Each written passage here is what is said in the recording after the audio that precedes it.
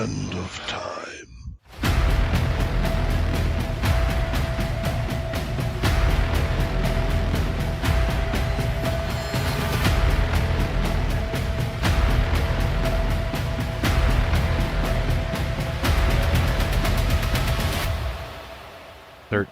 O'clock.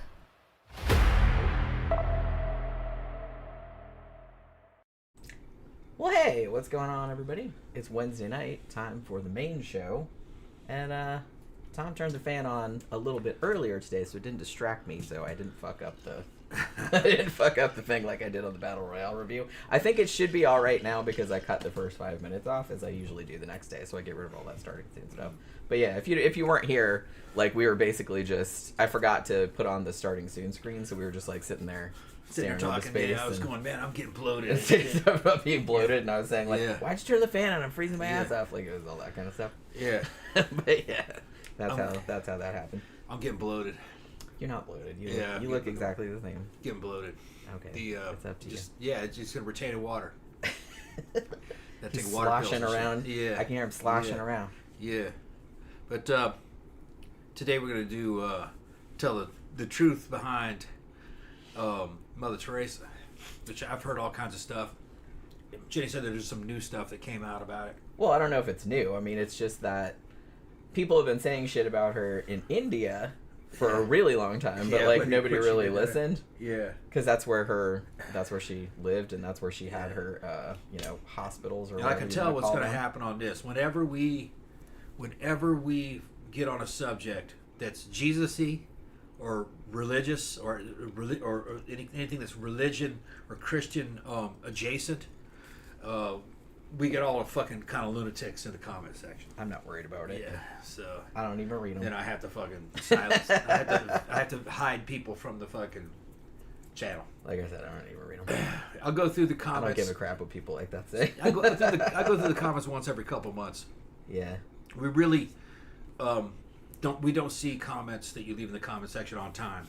Sometimes I do, because I get notifications like in my email. All right. So like sometimes if somebody I know like sees it, like and it looks like a cool comment, I'll go. But like a lot of times I don't have time to check. So yeah, we don't block anybody or ban anybody because we want your views. No, I've never done that. What we do is just hide you from the channel.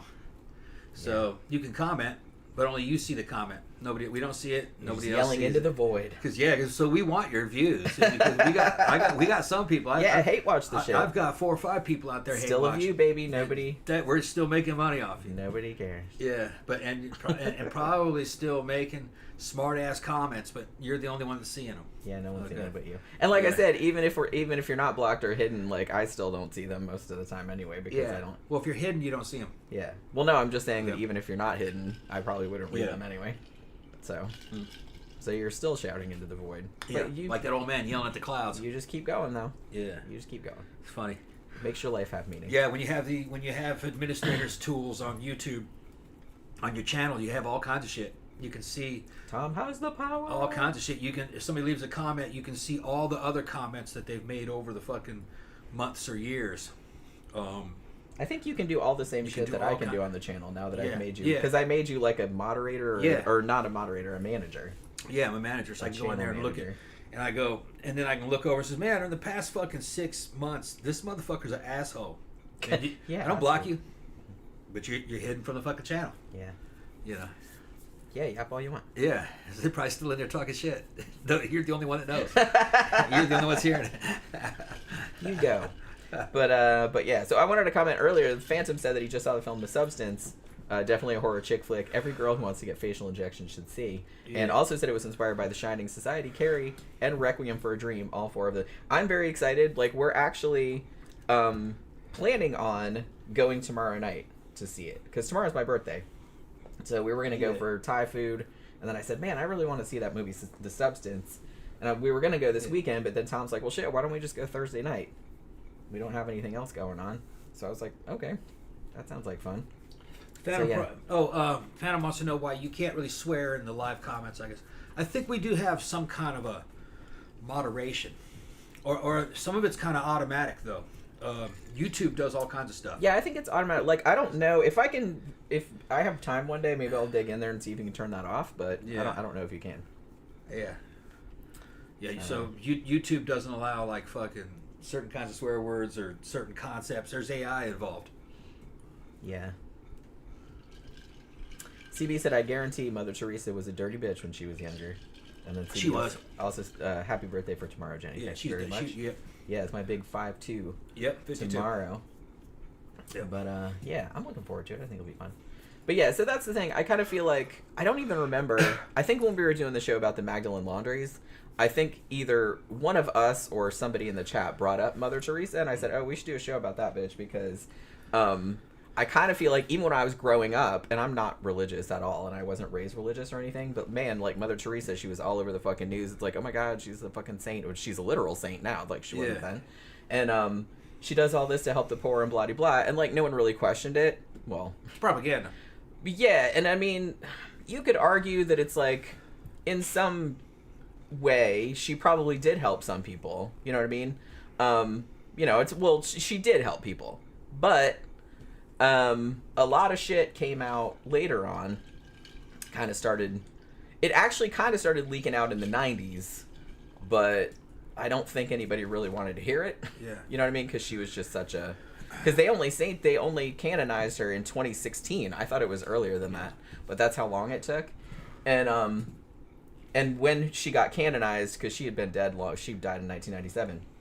But then kind of more stuff came out about like, hey, we've been talking about all this, shit that she was doing all of this time that nobody really wants to hear about. So yeah, so I thought that would like kind of make an interesting show.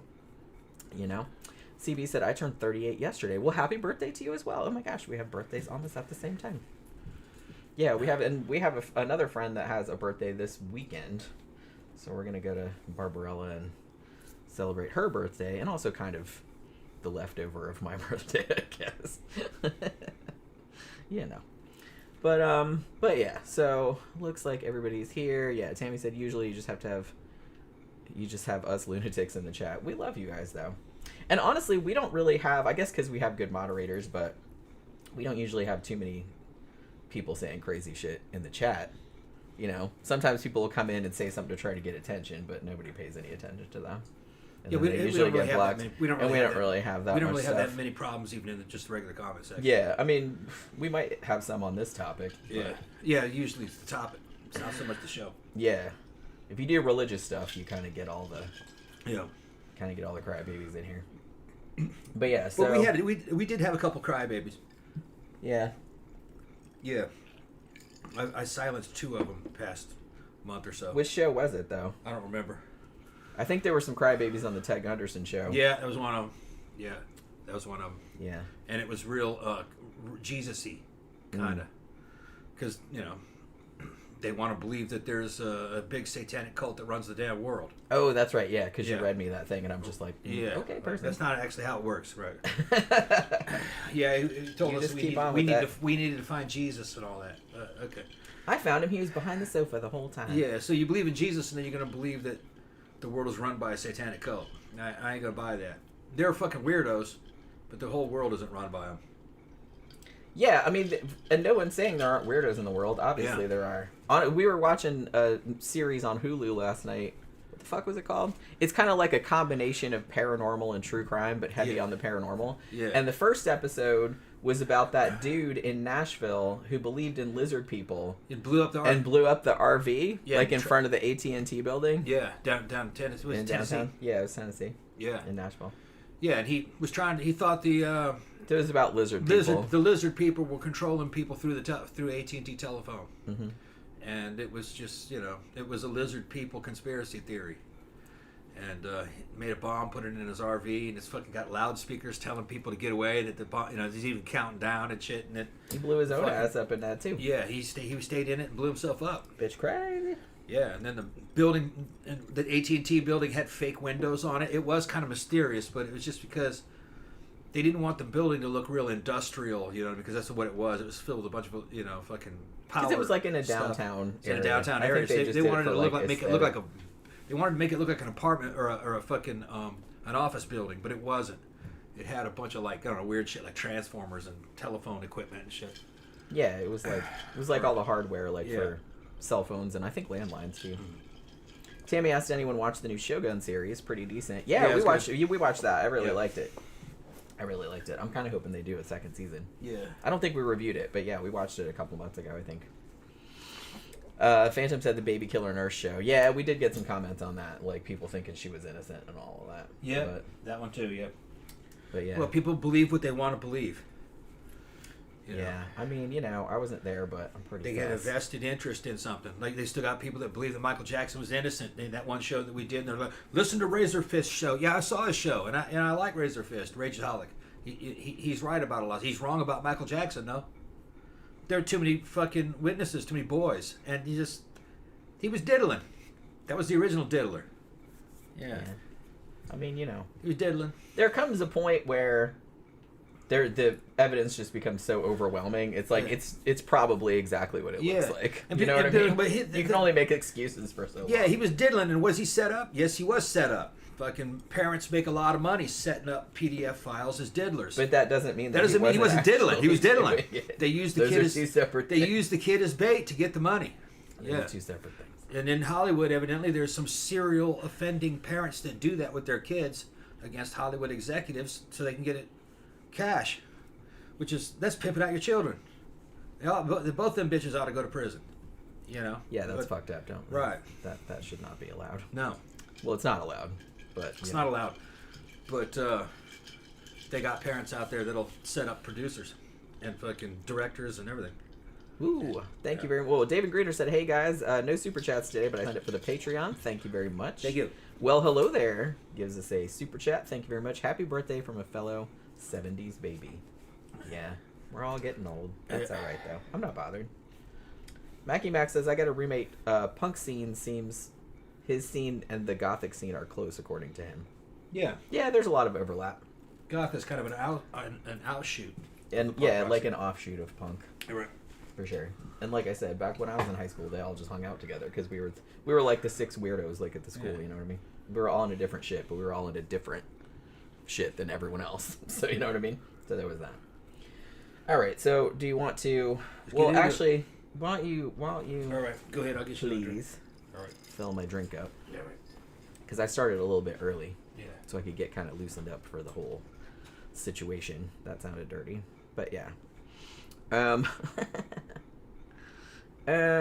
Let's see. David said, I try to follow up on my offer to run a tabletop game for you guys on X, but I don't know if you guys use it anymore. Yeah, I don't, I think Tom still has it, but I don't remember what his handle is. Like, I don't ever go on there. But, yeah, I check probably Facebook more than anything, like Instagram. I check Patreon messages.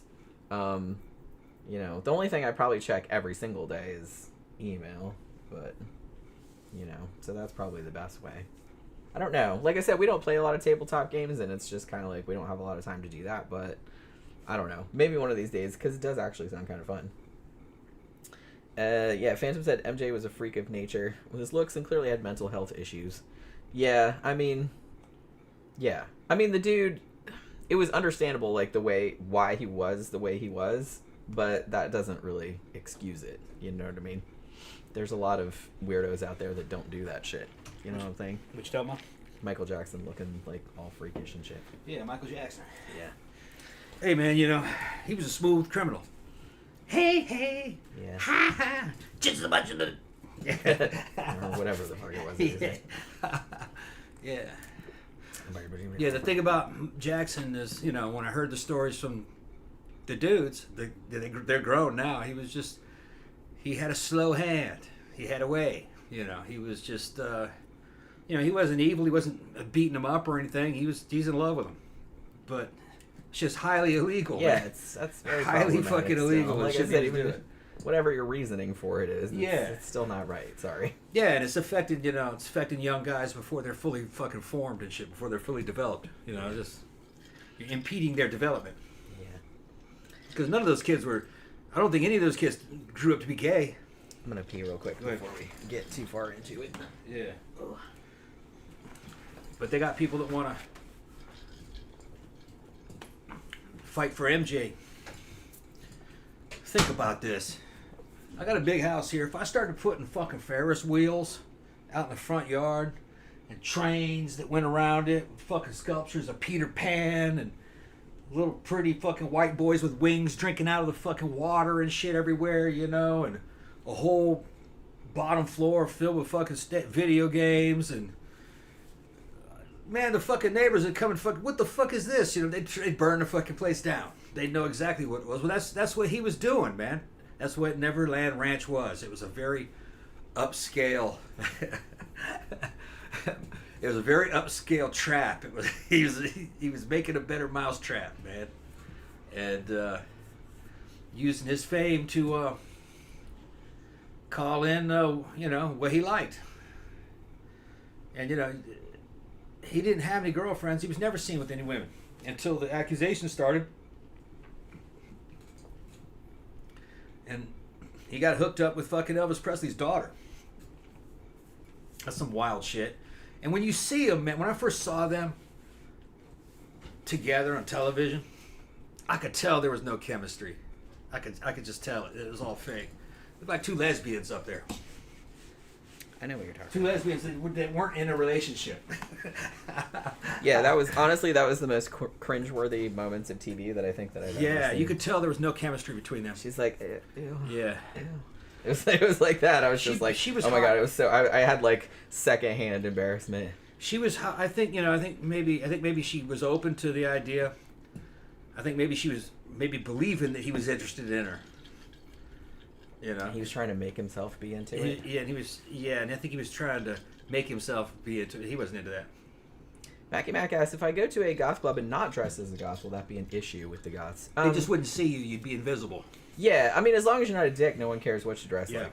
Like, the only issue that we have with normies is when they come in being like, look at me! Yeah. And they want to take photos with everybody and post in their stream. Hey! Look at these freaks I'm hanging out with. Or, like, grabbing asses and stuff. Yeah. We had a creepy dude at Barbarella this last. Or they imagine... They moved it to a new place, so I was, like, super drunk, and I just kept, like, moving, and then Tom had to go, hey, that's my fucking wife, get off of Yeah. Well, I didn't say it that way. That's the way, you know, girls would say it. He fucking was moving in, and I just stepped forward and goes, that's my wife. And he just went, okay, all right. And then he vanished. He didn't come back. I didn't like his body language. I didn't either. That's why I kept, like, scooting. Yeah, I didn't like his body He was language. creeping on our friend Laura, too. Yeah. We heard. Yeah, and then Mark was like, we need to get some security. And I said, no, I don't think so. But yeah, but they're doing this. And I says, yeah, but I scared him off. And I said, you know, what do you need another man to defend your woman for? Why don't you just fucking get rid? And it's because Mark is a beanpole. He ain't got no fucking muscle on, you know. But I'm just not the kind of person that runs to another man for help. Well, and I think Like, people fuck got that. used to it being at the warehouse where it was like super safe. Like nobody was around there. Like nobody. The place it's at now, it's not like in the middle of downtown or anything, but other like normie people do come there like for other reasons.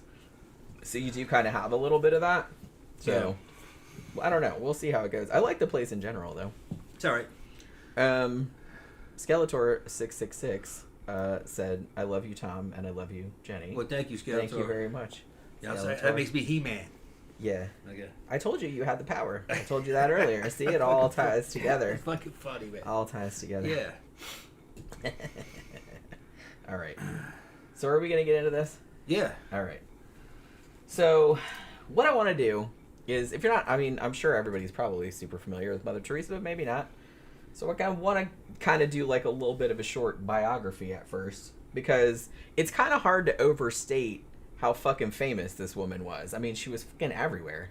And she was like, even like non-Catholics, which I'm not a Catholic, obviously, but everybody knew who she was. She was always like on TV, or people were always talking about her, like what a humanitarian she was and how awesome she was and everything like that. Which, like I said, had she actually done what she had been purported to be doing, then yeah, she would have been a super awesome person. However, you know, cracks appeared like later on, as it generally does. Oh, and I've heard too, like in pretty much every video that I watch about Mother Teresa, somebody in the comments will inevitably point out, it's like, yeah, Gandhi was an asshole too. Yeah. And maybe we should do a show about that one of these days. But yeah. Because he was another dude that everyone was like holding he's up so as like nonviolent. this big saintly, but then like it turned out like later on that he Yeah.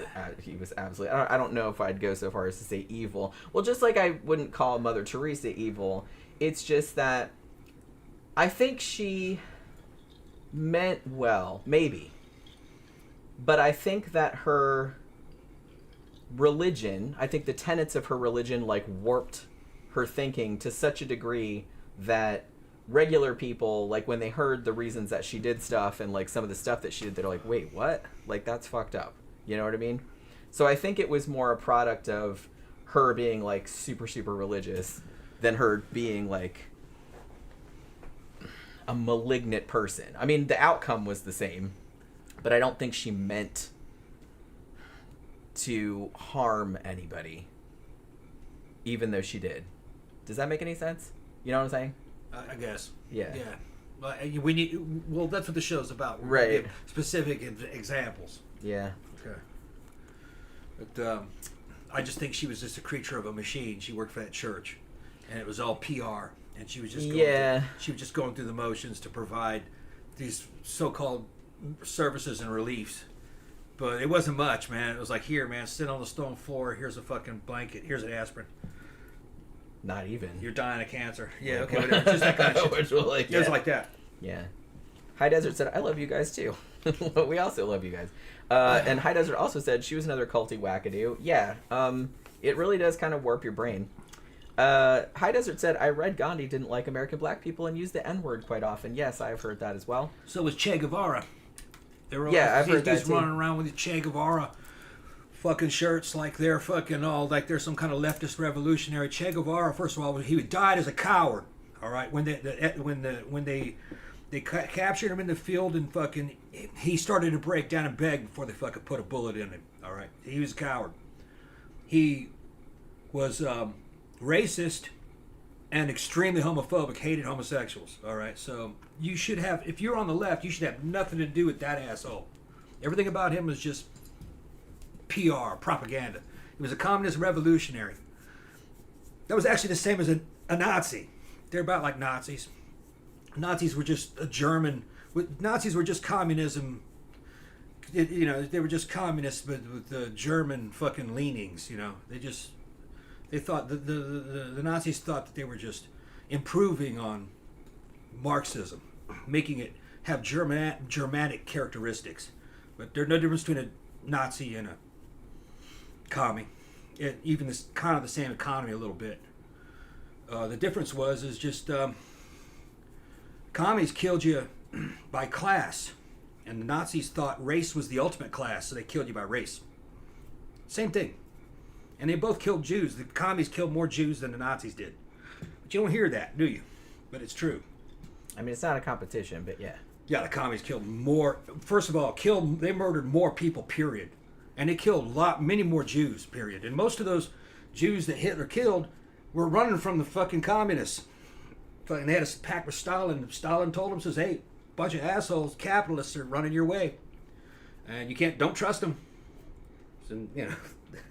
Getting back to Gandhi, I also remember reading, wasn't he like a molester? Wasn't he like sleeping with little girls and stuff? I don't know that part, but I don't remember. I don't, please correct me if I'm wrong, but I thought I read that somewhere. But I have heard the racist thing. The main thing that I heard about the Gandhi is that he was known for like non-violent that was like the main thing that he was known for. Yeah, but evidently that's not true. He was just non-violent because he was too old and physically weak to go out there and fighting. He was actually supporting a bunch of dudes that were fighting revolutionary wars and here's the terrorists thing. and shit. I was kind of thinking about this in relation to Mother Teresa and other figures like her. And it kind of seems like whenever you have somebody that's at this exalted level, that's like, oh my God, this is like such a good person and everything like that. But then like it almost inevitably, not always, but most of the time, like later on you find out they had all of these flaws and they did all this fucked up shit and all this other stuff. And so it's kind of easy to think it's like, oh my God, there are like no good people in the world. All these good people, they're just like terrible people. I said, here's the thing though, there's lots of good people. It's just you don't hear about them. You know what I mean? Because they just do good shit without crowing about it. They just live their lives doing good shit, maybe on a smaller scale. You know what I mean? And it's not they don't seek accolades for it, too. So I think somebody that gets to the position of Mother Teresa, because there had to be obviously something, either she was self-aggrandizing or someone was using her as an example to push this kind of like Christian charity, Catholic charity or whatever. And, so like I said, it's like you don't, so I didn't want people to get like disillusioned because you should think like all these good people are terrible, like deep down. It's like, that's not true. It's just that you hear about the really famous ones, but like I said, really good people are everywhere. They just don't make a big deal about it. You know what I mean? They're just good people, and it's just chill, and it's not a big thing. I think that's all it is. But everybody is complicated, too. But her problem, as I said, I don't know if she was actively malicious, but I do think that her religion warped her thinking, for sure. Because the shit that she said, a lot of it was coming from Catholic dogma and being really raised in that, and like I said, kind of warped by it. Phantom says, Mother Teresa lived to be 87, and guess how much sex she had? None, but N-U-N. That's very funny, actually. Yeah, I can't fucking believe that. She never got laid in 87 years? Holy crap, she must have been so cranky. I don't know if I buy that. I probably not. I mean, how could you stand it? Yeah. Maybe she was asexual or whatever. The nuns were notorious lesbians. They were well known for lesbianism. I guess. You'd have to get something, goddamn. Yeah. Like I said, I know everybody's different, but it's just like, holy crap, I'm not like living my whole life like that. Fuck that. They were bumping pussies. Which that's, They were bumping pussies. All right. Yeah. Yeah, they probably were. Yeah. Yeah, I just said I don't trust the Dalai Lama either. Yeah, probably not. Mackie Mac said religion is one heck of a drug. It is. It's kind of the same thing, and I think it sort of lights up the same areas in the brain. Yeah, it's like politics do. Right up there, politics. Like, kind of just hits some people's happy buttons, I guess. But, people want to believe in things. They want to believe they're taken care of, and that certain organizations care about them, and that there's some shit and there's an overarching fucking universe and God that cares about you. No, there isn't. But like, see, the thing about it, maybe I'm weird, but it's just kind of like the whole idea of this God person, like looking down at you and watching what you do and judging shit like that. I don't like that. That's very uncomfortable. I would much rather like live in just like a universe that was indifferent, where you could kind of, within reason, we're kind of like free to do your own shit. It's very liberating. It's indifferent. It's more like the Force out of Star Wars, or Friedrich Nietzsche's concept of the will, the life force that runs throughout the universe. And it's not necessarily good. It's good and evil, or it's dark and light in every single act that it does. It creates and destroys in a single action. You build a house, you got to cut down trees, and that's just with everything. And there isn't. And when you die, it's okay. You just vanish, or your essence returns to the universe, or there might be something like reincarnation, but that wouldn't. I don't think it'd be a system in the way the Indians look at it, and some of the Buddhists. It's probably not a system per se. Nobody really knows what consciousness is. The consciousness itself is paranormal. You can't get a computer to become conscious. Nobody knows why we're conscious. You could die. You might maintain consciousness or parts of it. I don't know. Seems like it. I've had some out-of-body experiences. But religions don't seem to have the answers to any of these. Nobody really does. But that's okay. Yeah. I'm not bothered. Yeah. Honestly, I think it's kind of an interesting question. And it's interesting when new developments are made, like in science or whatever. Like, religion is just kind of like, a lot of it's old, and they just came up with shit that sounded good at the time, like before they knew anything. So, the stories are good and shit like that, and you can see where they come from. But honestly, like I said, I never, from when I was a kid, I don't like the idea of being constantly judged by some being. Like, I have enough anxiety as it is, all right? And, like, I always think I'm doing something wrong or something. So it's like, I don't want some invisible dude in the sky, like, watch me be. I'm like, oh, I don't like that. That's exactly what it is. I'm just marking that right down in the book. You know what I mean? I don't like that idea. The God of the Abrahamic religions, okay, he's described in the book of Genesis as he can walk through the garden in the cool of the day. Okay. He has a gardener that he made, Adam. He has feet. He has hands. A dick, presumably. Yeah, I guess. Well, no, it's things. Or is he like, or is he smooth like a Ken doll? I'm just saying everything that was described. But this whole idea that he has a garden, what they're describing is a Middle Eastern potentate from that time, from the BC era. Something, Mesopotamian. A dude. Just a giant, and he's giant. They're talking about Zeus, basically. A giant dude who's a king in the sky somewhere. Like with Mount Olympus, in the heavens, in the clouds. That big mountain where nobody goes to. He lives up there. So, you can't look at his face. He has a tongue. He had a voice. So they're talking about a giant humanoid being. All right. And he's Middle Eastern. Okay. I ain't going to buy that. No. Like I said, they're just extrapolating from what they know. From what they know, yeah. They even said that he had a chariot. As one does. They're saying that God had a car. That's what they're saying. Yeah, he's got a fucking car. Yeah, what's his car like? It's fucking fast. It's a Dodge Viper. In Ezekiel, it says it had wheels within wheels and wings. So, the best way they could ever think of a wheel being faster than a wheel is to put a wheel inside a wheel. And then put some wings on the fucking chariot. That's awesome. Makes it fast, and it can fly. Sure. Yeah. Makes total sense. If you don't know shit about anything. If they knew about rockets or jets, they'd just say it's got jet engines on it. Yeah. Okay. Yeah, it's like a 5-year-old coming up with stuff. Yeah. That's basically what. That's all that was the limits of their technology. Yeah. Like I said, they were just coming up with stories based on what they knew. That's all it is. Mackie Mac said God drives a Ford Ranger, actually. Yeah. Yeah, I do kind of picture him in maybe kind of one of those big sort of muscle truck things. Like the big fucking trucks with big wheels on it. And maybe some truck nuts. According to the Old Testament, man, he's just a dude in a big robe. Probably short skirt, like some Mesopotamian king. Sexy legs. Yeah. Maybe some sandals. Yeah. He can throw lightning bolts. He's got a bow. Yahweh does. So, yeah, like I said, he's just a dude. If you look at him, you die. He's just like Medusa. Yeah. But yeah, so I don't know. I always found it kind of, and like no offense to anybody, but it's like I always found it kind of weird that like people still invested so much of their lives in these stories that are clearly not real. That doesn't mean they're bad or there's anything wrong with them. Like I said, I'm really into mythology and stuff because it tells you a lot about the culture that it came from. It's been going on for at least 6,000 years. But the fact that like people just base their whole lives around like pretending that it's true, it's like really it's very strange to me. Very strange. But they're just stories.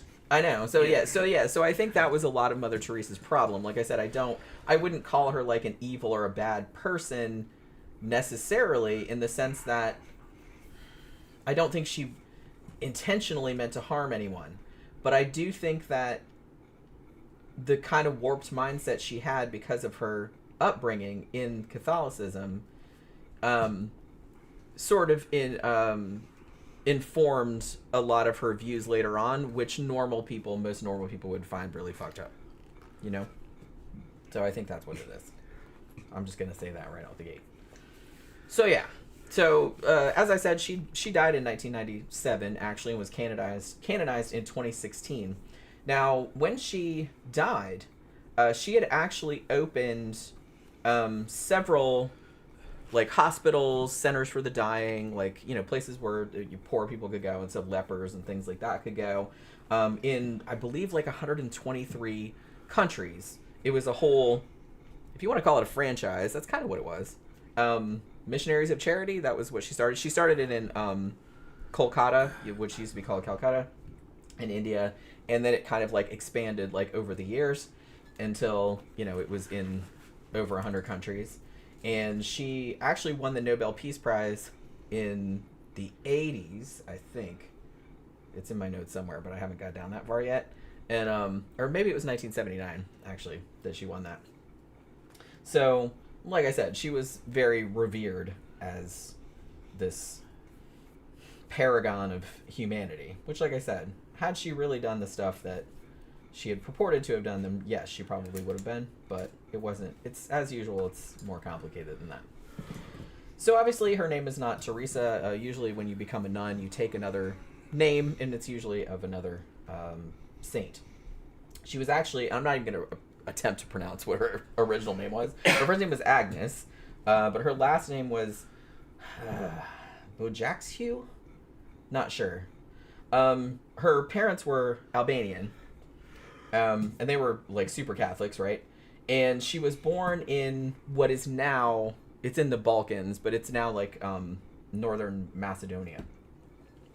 So now her dad was like pretty, I don't know if I'd say he's wealthy, but he was like pretty well off, you know what I mean? He was like a businessman or whatever. And her mom, like, you know, was a housewife, like a lot of people were. And I think she had 3 kids. I think Teresa was the youngest one. Now her dad died when she was 8. Just, you know, unexpectedly. So her mom actually had to start like selling embroidery that she made and stuff like that, like to feed her 3 kids, right? Because now she doesn't have a man suddenly.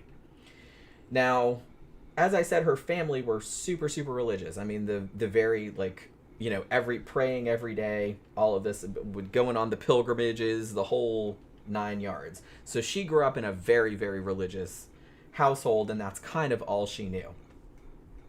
Now, when she was 12, she decided that she might want to be a nun, which is kind of a weird, but like I said, if you came from that part of the world and you came from that religious a family, I guess that would be like a regular thing that you would want to do. I mean, if you're 12 though, that just doesn't sound like it'd be fun to me. But maybe when you're 12, it's like, ooh, I'm gonna go be a nun. Yeah, no thanks. I mean, yeah, you're never gonna get married. You never have kids if you're into that. They didn't have much choice. I guess not a lot of imagination back then. Maybe not.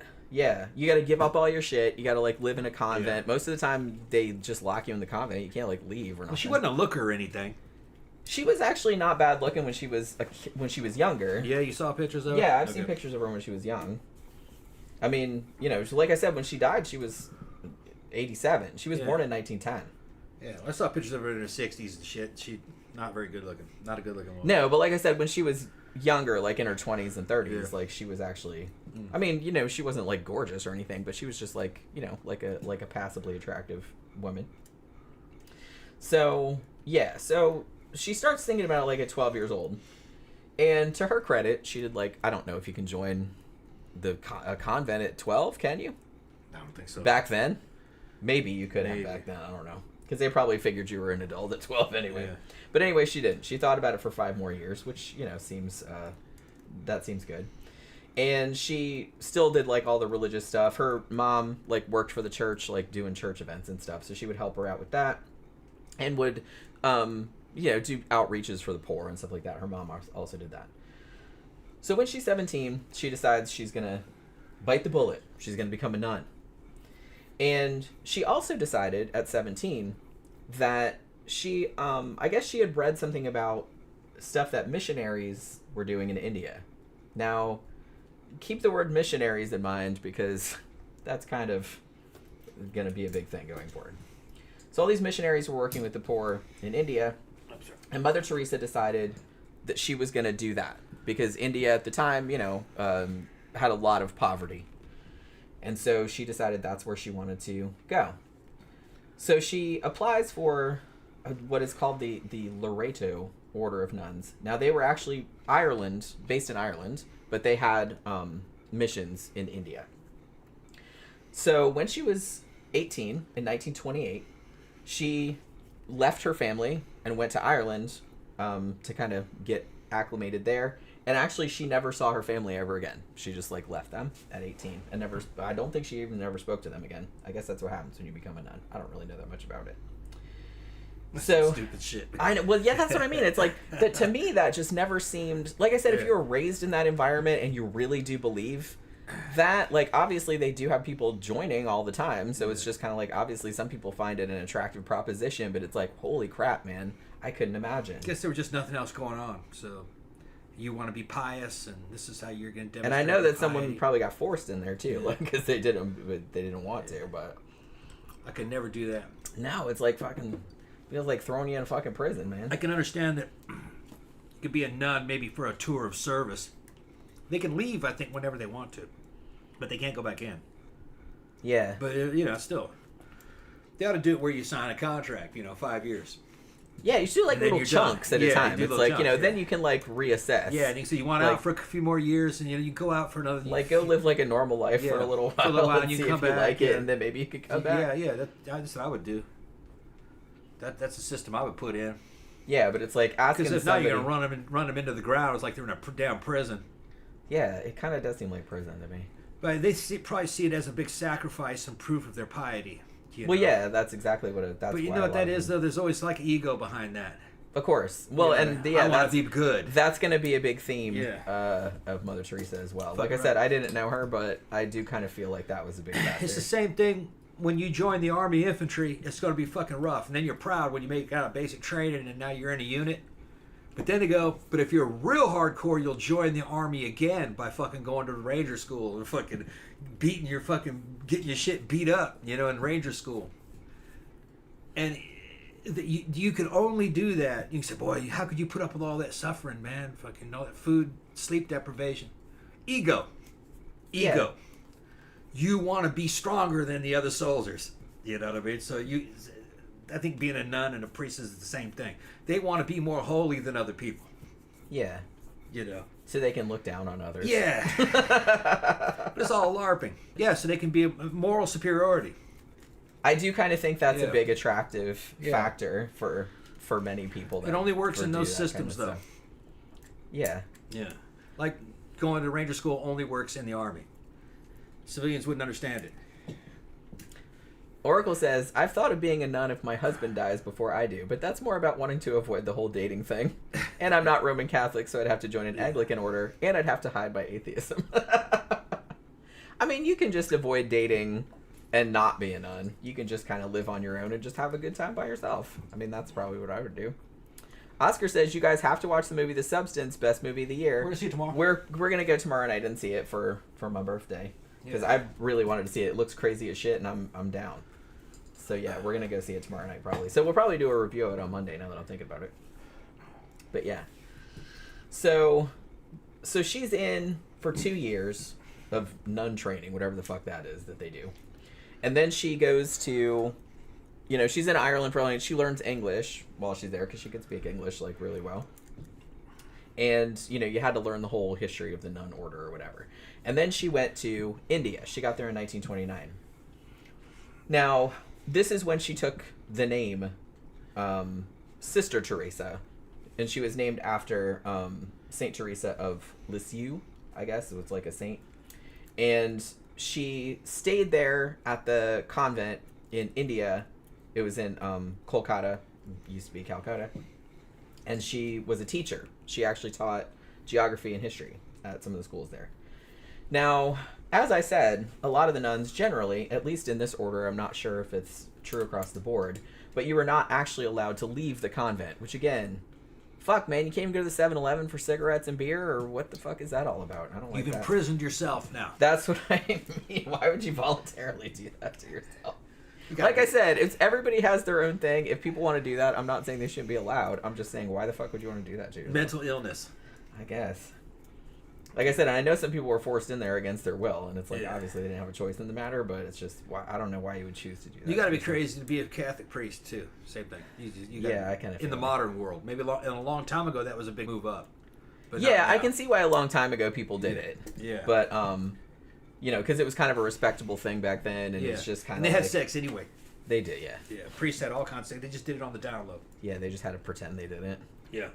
Yeah, Tammy said I Googled her, and she wasn't bad looking when she was young. Yeah, that's what I thought. She was actually like a pretty passably attractive girl, I thought. When she was younger. Sly, wish me happy birthday. Thank you very much. Yeah. I'm excited about it. Like I said, go get some Thai food and go see a movie tomorrow. Yeah. That's what we're going to do for the birthday. Plus got some presents. You got presents to open, yeah. But I don't know what they are. I don't know what they are yet. Okay. I think I know what it is. Yeah. But I'm not entirely sure. I'm trying not to guess. Those clothes came. Oh, they did? Okay. Yep. Well, give them to me tomorrow then. Yeah. It'll be a whole thing. Yeah. Hopefully we don't get You've already seen them, so I'm not worried about wrapping them. Oh, okay.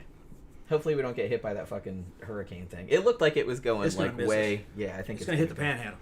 Yeah, we got a little bit of rain for like 10 minutes today, but that was about it.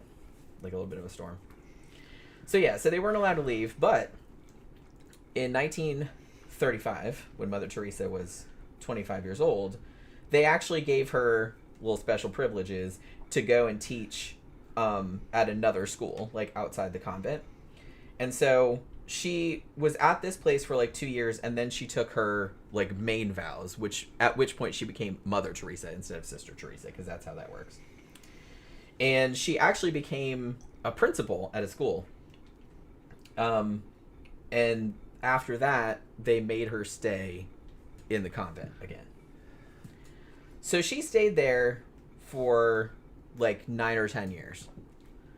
And then in 1946, September 10th it was, there was a day that I guess people that are super like Mother Teresa groupies, because I guess there are those, they call it Inspiration Day. What happened on this particular day was that she was on a train going to Darjeeling. And then she had what she described as an inspiration or some kind of vision or some message from above or something like that.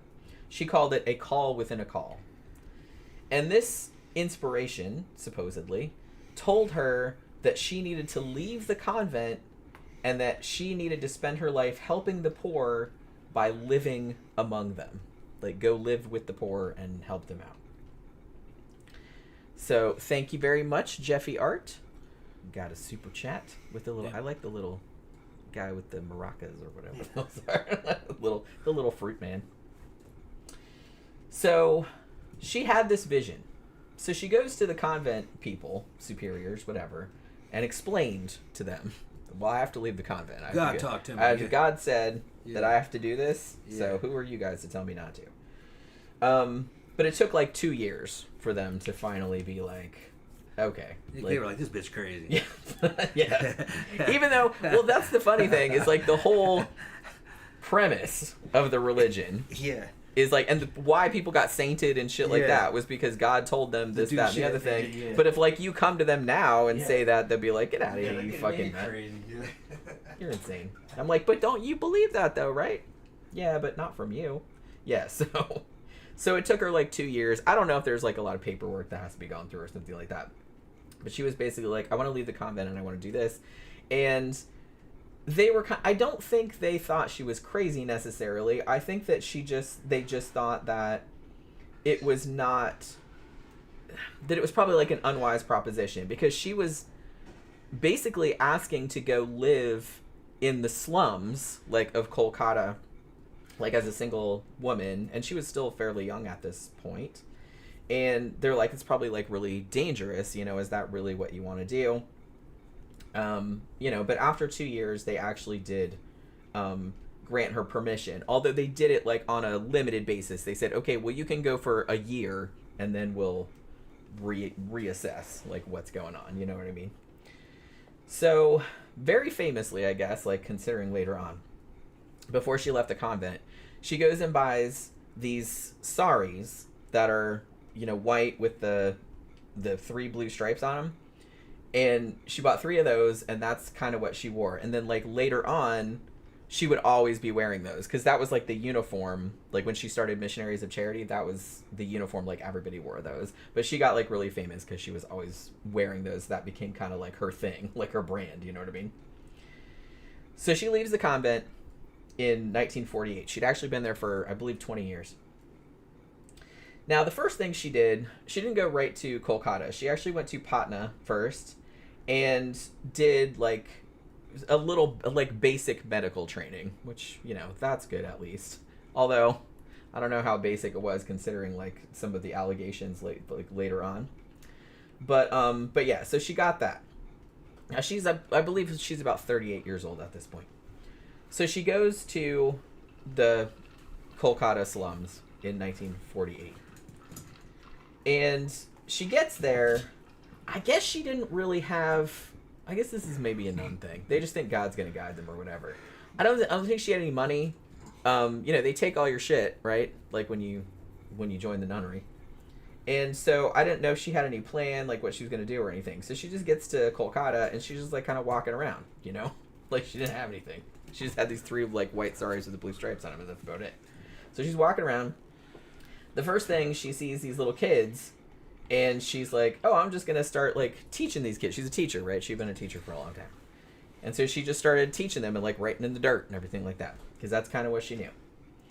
And then after that, she's like wandering around some more, and she finds this little hut, and she ended up renting it with what money, I don't really know, and turned that into a classroom, and then started like visiting the kids' families like all around there. Like, she started teaching them and then started kind of like getting into their families and everything.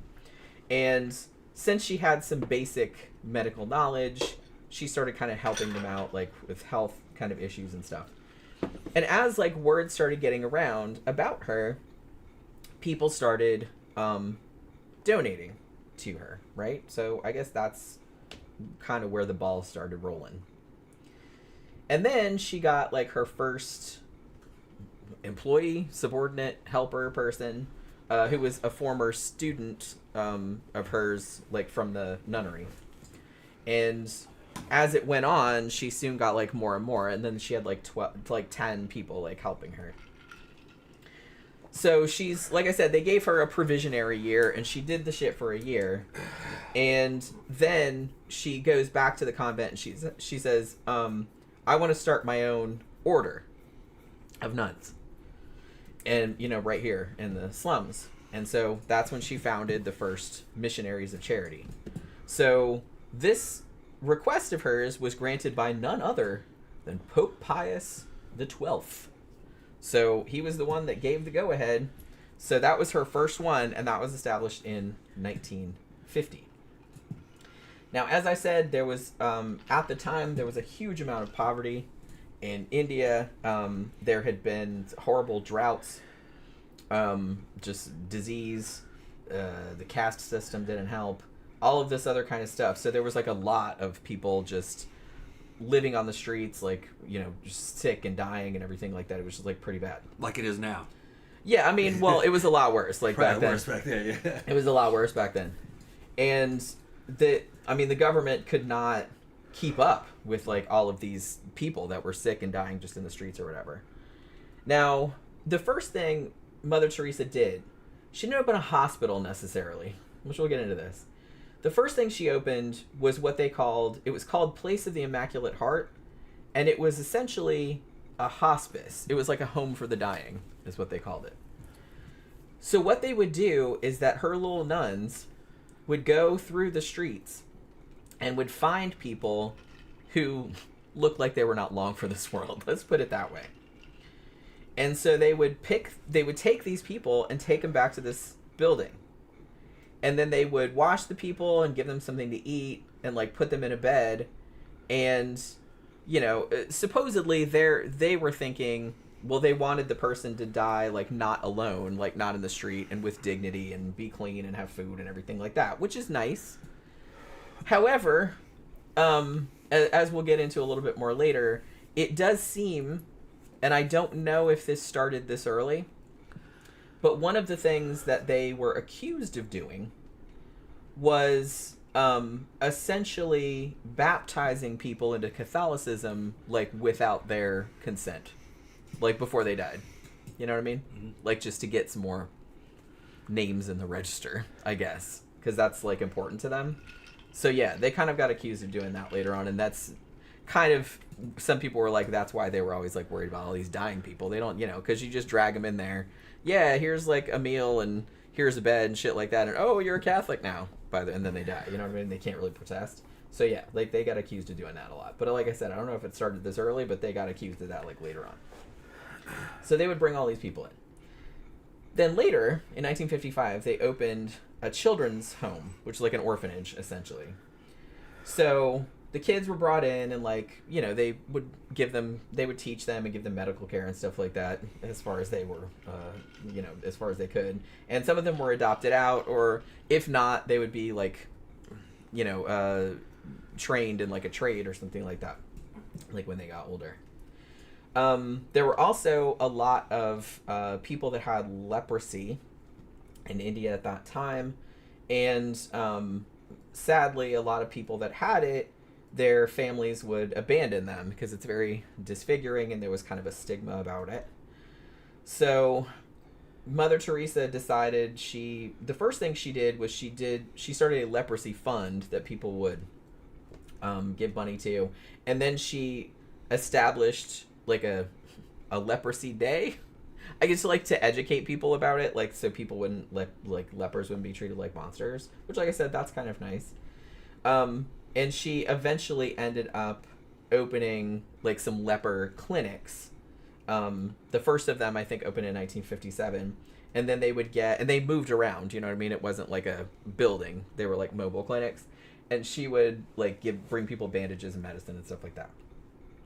And then later, in the 60s, she started a leper colony, and like she had jobs for them and shit like that. So, like I said, that all sounds really good. That sounds really nice. Now, they actually were, when they had been going for 10 years, they got permission to establish like some institutions like outside of Kolkata. Like, so they set up some more like inside of India. And then like 5 years after that, they were given permission to do ones like outside of the country. So the first one they did for that, they put one in Venezuela in 1965. And as it went on, it just built up until eventually they had places like that, like in 123 countries. Now, as her work grew, she kind of became really well known, particularly like into the 60s and 70s. Like, you know, a lot of people started talking about her and talking about all her charitable work and stuff like that. Now, as I said, she was actually given the Nobel Peace Prize in 1979. And I'll get into that in a little bit, but because of the speech she gave there, which was a little bit, yeah. I don't know. I was reading an article that said, she never took credit for her accomplishments, and I don't think that's the case. She usually would say that she was just an instrument of God's will. You know what I mean? Which maybe she kind of believed that, but I do kind of feel like she was a little bit, I don't know if I want to say self-aggrandizing, because I don't think she was that way about it. But I also don't think she shied away from publicity or anything like that in any way, you know? CB said he got a blowjob from a nun. From a nun. Nice. Was it a real nun? Bet you she was fucking butt ugly too. I don't know. Are they all? Yeah. If that's a true story. Was she just dressed up as a nun for Halloween? Was she like the nun in Ms. 45? Chirac Savage says, "Love y'all's content, Tom and Jenny. Y'all make a lot of our days." Well, thank you very much. I hope so. So yeah. So like I said, you know, she had become like world famous, right? By the time the 70s rolled around. And I remember hearing about her all the time in the 80s. And I'm not even a Catholic or religious or nothing, but it's like it was kind of hard to avoid it, right? And even then, like in the 1980s, she started opening up homes in the U.S. and in Ethiopia for people that had AIDS, right? Even though, as I'll point out, she had the very hardline Catholic belief that AIDS was a punishment from God for being gay. Yeah. That's nice. So yeah, but she opened up all of these clinics regardless. Yeah, she said, "You reap what you sow. You should have known better. God's guys taking vengeance on you." They're like that with everything, though. I remember a lot of crazy people saying that back then. They're like that with everything, though. Yeah. Especially before it became widely known that like anyone could get it, when everyone was calling it gay cancer and all that. Do you remember that? Yeah. Shit, man, I remember that. Although statistically, it was mostly them, though. In this country, it was, yeah. Yeah. But then, like later on, you know. So a bunch of shit came out about that, though. Fucking, and the government knew about it, man. And remember the AZT thing? Mm-hmm. Remember AZT? Yeah, they fucking tried to treat him with AZT when they knew their other things were better. And they all died giving him AZT. That's what killed Freddie Mercury. Yeah. And guess what it was? Guess what it was that made those dudes live a lot longer? Fucking nandrolone, steroids. Put them on steroids because steroids treats wasting diseases, and fucking that could buy you another decade. Antivirals and fucking steroids. It was very effective. And the dudes and then they tried to put those dudes in prison for selling them steroids for the doctors. When that was the right treatment. That's what they do now. Yeah. American fucking medical system fucking sucks, bro. Fucking super corrupt. Well, they're just trying to make cash off you. Mm-hmm. CB said no, she was really a nun, and she was 33. Okay. All right, I believe you. High Desert said the substance plot seems like it's been done many times before, but the trailer looks really good. That's what I mean. Like, I thought it looked really crazy and like Cronenbergian, which is like I'm really into it. Big Joe Grizzly said tonight's topic is a tight one, definitely tighter than a nun's asshole. Yeah.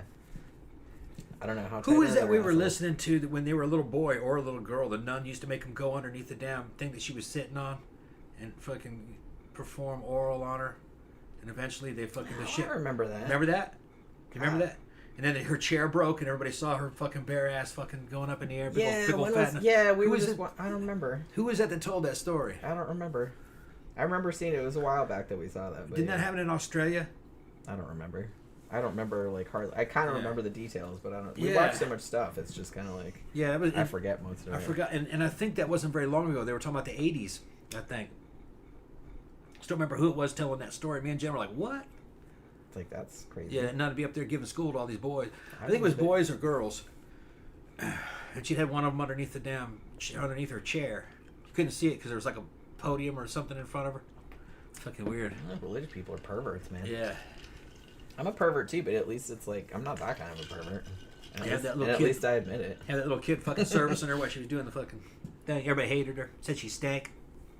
Yeah. Oh shit. What was that? What would that come off of? You remember? It was a true crime thing, but yeah. I think it was a true crime. I think it was on Netflix. Yeah. It was like a couple months ago we watched it, but I can't remember exactly what it was. But I remember what you. Somebody telling that story. It might have been it wasn't the one. There was a documentary on there about like a delinquent teen school. Yeah. I don't think it was that though, but it was something that we watched like around the same time as that. But yeah. So yeah, Mother Teresa died at age 87. She lived a long time. She died of heart failure in 1997. I didn't even realize this, but she died only 5 days after Princess Diana did, which I thought was kind of weird. But yeah, so there was like a huge thing, and they like had a huge state funeral, and like thousands and thousands of people, and it was on TV and everything like that. And after she died, the Vatican started the whole canonization process, because even while she was still alive, people were saying, that she should be made a saint. Now, to be made a saint, you can't just do that shit willy-nilly, right? There's rules. And a couple of the rules are, you have to have performed at least 2 miracles. So, what are the miracles that Mother Teresa performed, you might be asking? Because I was also curious. I'm like, what? I didn't see her turn water into wine or like part the Red Sea or nothing like that. Come on now. Like, when you say miracle, I want some big splashy shit. You know what I mean? Yeah. But no, it's never anything like that. The 2 miracles she supposedly performed were, there was an Indian woman that allegedly had a tumor, prayed to Mother Teresa, and the tumor was allegedly cured, which doesn't seem all that miraculous. And then the other one was like a Brazilian guy who was in a coma, and he was going to get emergency brain surgery, and then he miraculously woke up and was healed. Again, just because he was under the care of her? And I don't even know. That's the thing. I don't even know she was there. Yeah. Like, maybe he just said something like, "Ooh, Mother Teresa saved me," and they're like, "Oh my God, it's a miracle." You know what I mean? It's just, that just seems really lame. Like I said, if you're going for sainthood, I want to see some big fucking miracles, man. Make a giraffe pop out of thin air, like something. Come on, none of this. Oh, I had a tumor and now that's bullshit. Come on now, you can do better than that. You can do better than that. But I said it was good enough for them, I guess. I think what I heard, I don't know if this is true or not. I heard that a lot of the money, which we'll get into later, which was collected from donations and stuff, which nobody knows exactly where it is, a lot of that money was probably given to the church as a little incentive for them to canonize her. I don't know if that's true, but I've heard that like there was a lot of money going, hey, it's kind of like, it's kind of like the Oscars, like when you run like big page ads saying like, hey, pick me, like for best actor or whatever. It's kind of like that. So I think she was like sending a lot of money. It's like, hey, make me a saint. Or maybe like other people around her, but I don't know if she was actually doing that. But so I kind of feel like they're like, well, we need 2 miracles. It's like, dig something up. You know what I mean? It's like, well, here's this woman that said she had a tumor and then she prayed to Mother Teresa and she didn't have a tumor anymore. So that's kind of miraculous, right? They're like, yeah, that counts totally. So, you know what I mean? So those are the 2 miracles. Like I said, I know it's not that impressive, but whatever. And then I guess the Pope also approved it in 2003. So this is a long process, I guess. They take it pretty seriously because I think they were agitating for it even before she died. Like in 19... I mean, you have to be dead, obviously, but it's just... I think they were agitating even before she died. But it took until 2003 for the Pope to say, okay, and then they didn't even come up with the second miracle, I think, until like 2015. So they were waiting around like for another miracle, And that's when the Pope recognized the second miracle. Was like, okay, she can be a saint now. So she was officially made a saint. So now she's Saint... Wait, is it Saint Mother Teresa or just Saint Teresa? I don't know. I don't know how Catholicism works.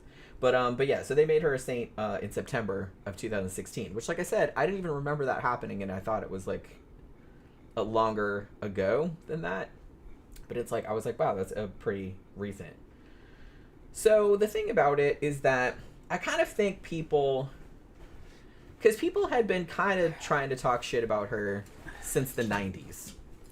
Probably one of her most outspoken critics was Christopher Hitchens, who, while he passed away many years ago. Good man. I didn't agree with everything he said, but holy shit, like I've read pretty much all of his stuff, and that dude is pretty rad. Yeah. And he is very, very overtly anti-religion. Yeah. He wrote a book called How Religion Poisons Everything. And fundamentalism. And it's really good. I have it. And he was always just very erudite, and he talked to Mother Teresa in person. He made he wrote a long essay about her called The Missionary Position, which I thought was very funny. And he also made a short documentary about her, which is on YouTube because I watched it, called Hell's Angel. And he actually spoke to her, I believe in 1993 or 1994.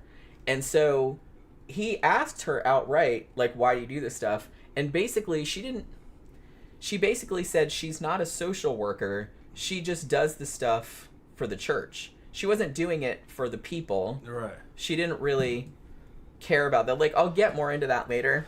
She's saying it was her duty. But I don't even think she said that. I think she did it for the church. I don't know. The way she said it was kind of fucked up. Yeah. She's protecting the institution that she thinks is fucking the institution of God, and it's her duty. So she probably doesn't like what she does. Yeah, I mean, and like over the years, by that time she's probably sick of that shit. She said some kind of fucked up shit. Yeah, I'm gonna say.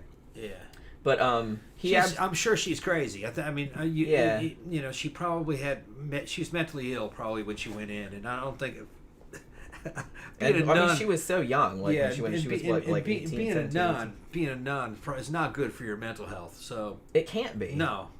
I mean, how can you be like healthy? You're basically in a prison most of the time. Living like that, you're surrounded around sick and dying people and shit. That's not good for your health. You're in a hell. Yeah. But yeah, so yeah, I'll get a little bit more into that later. Right.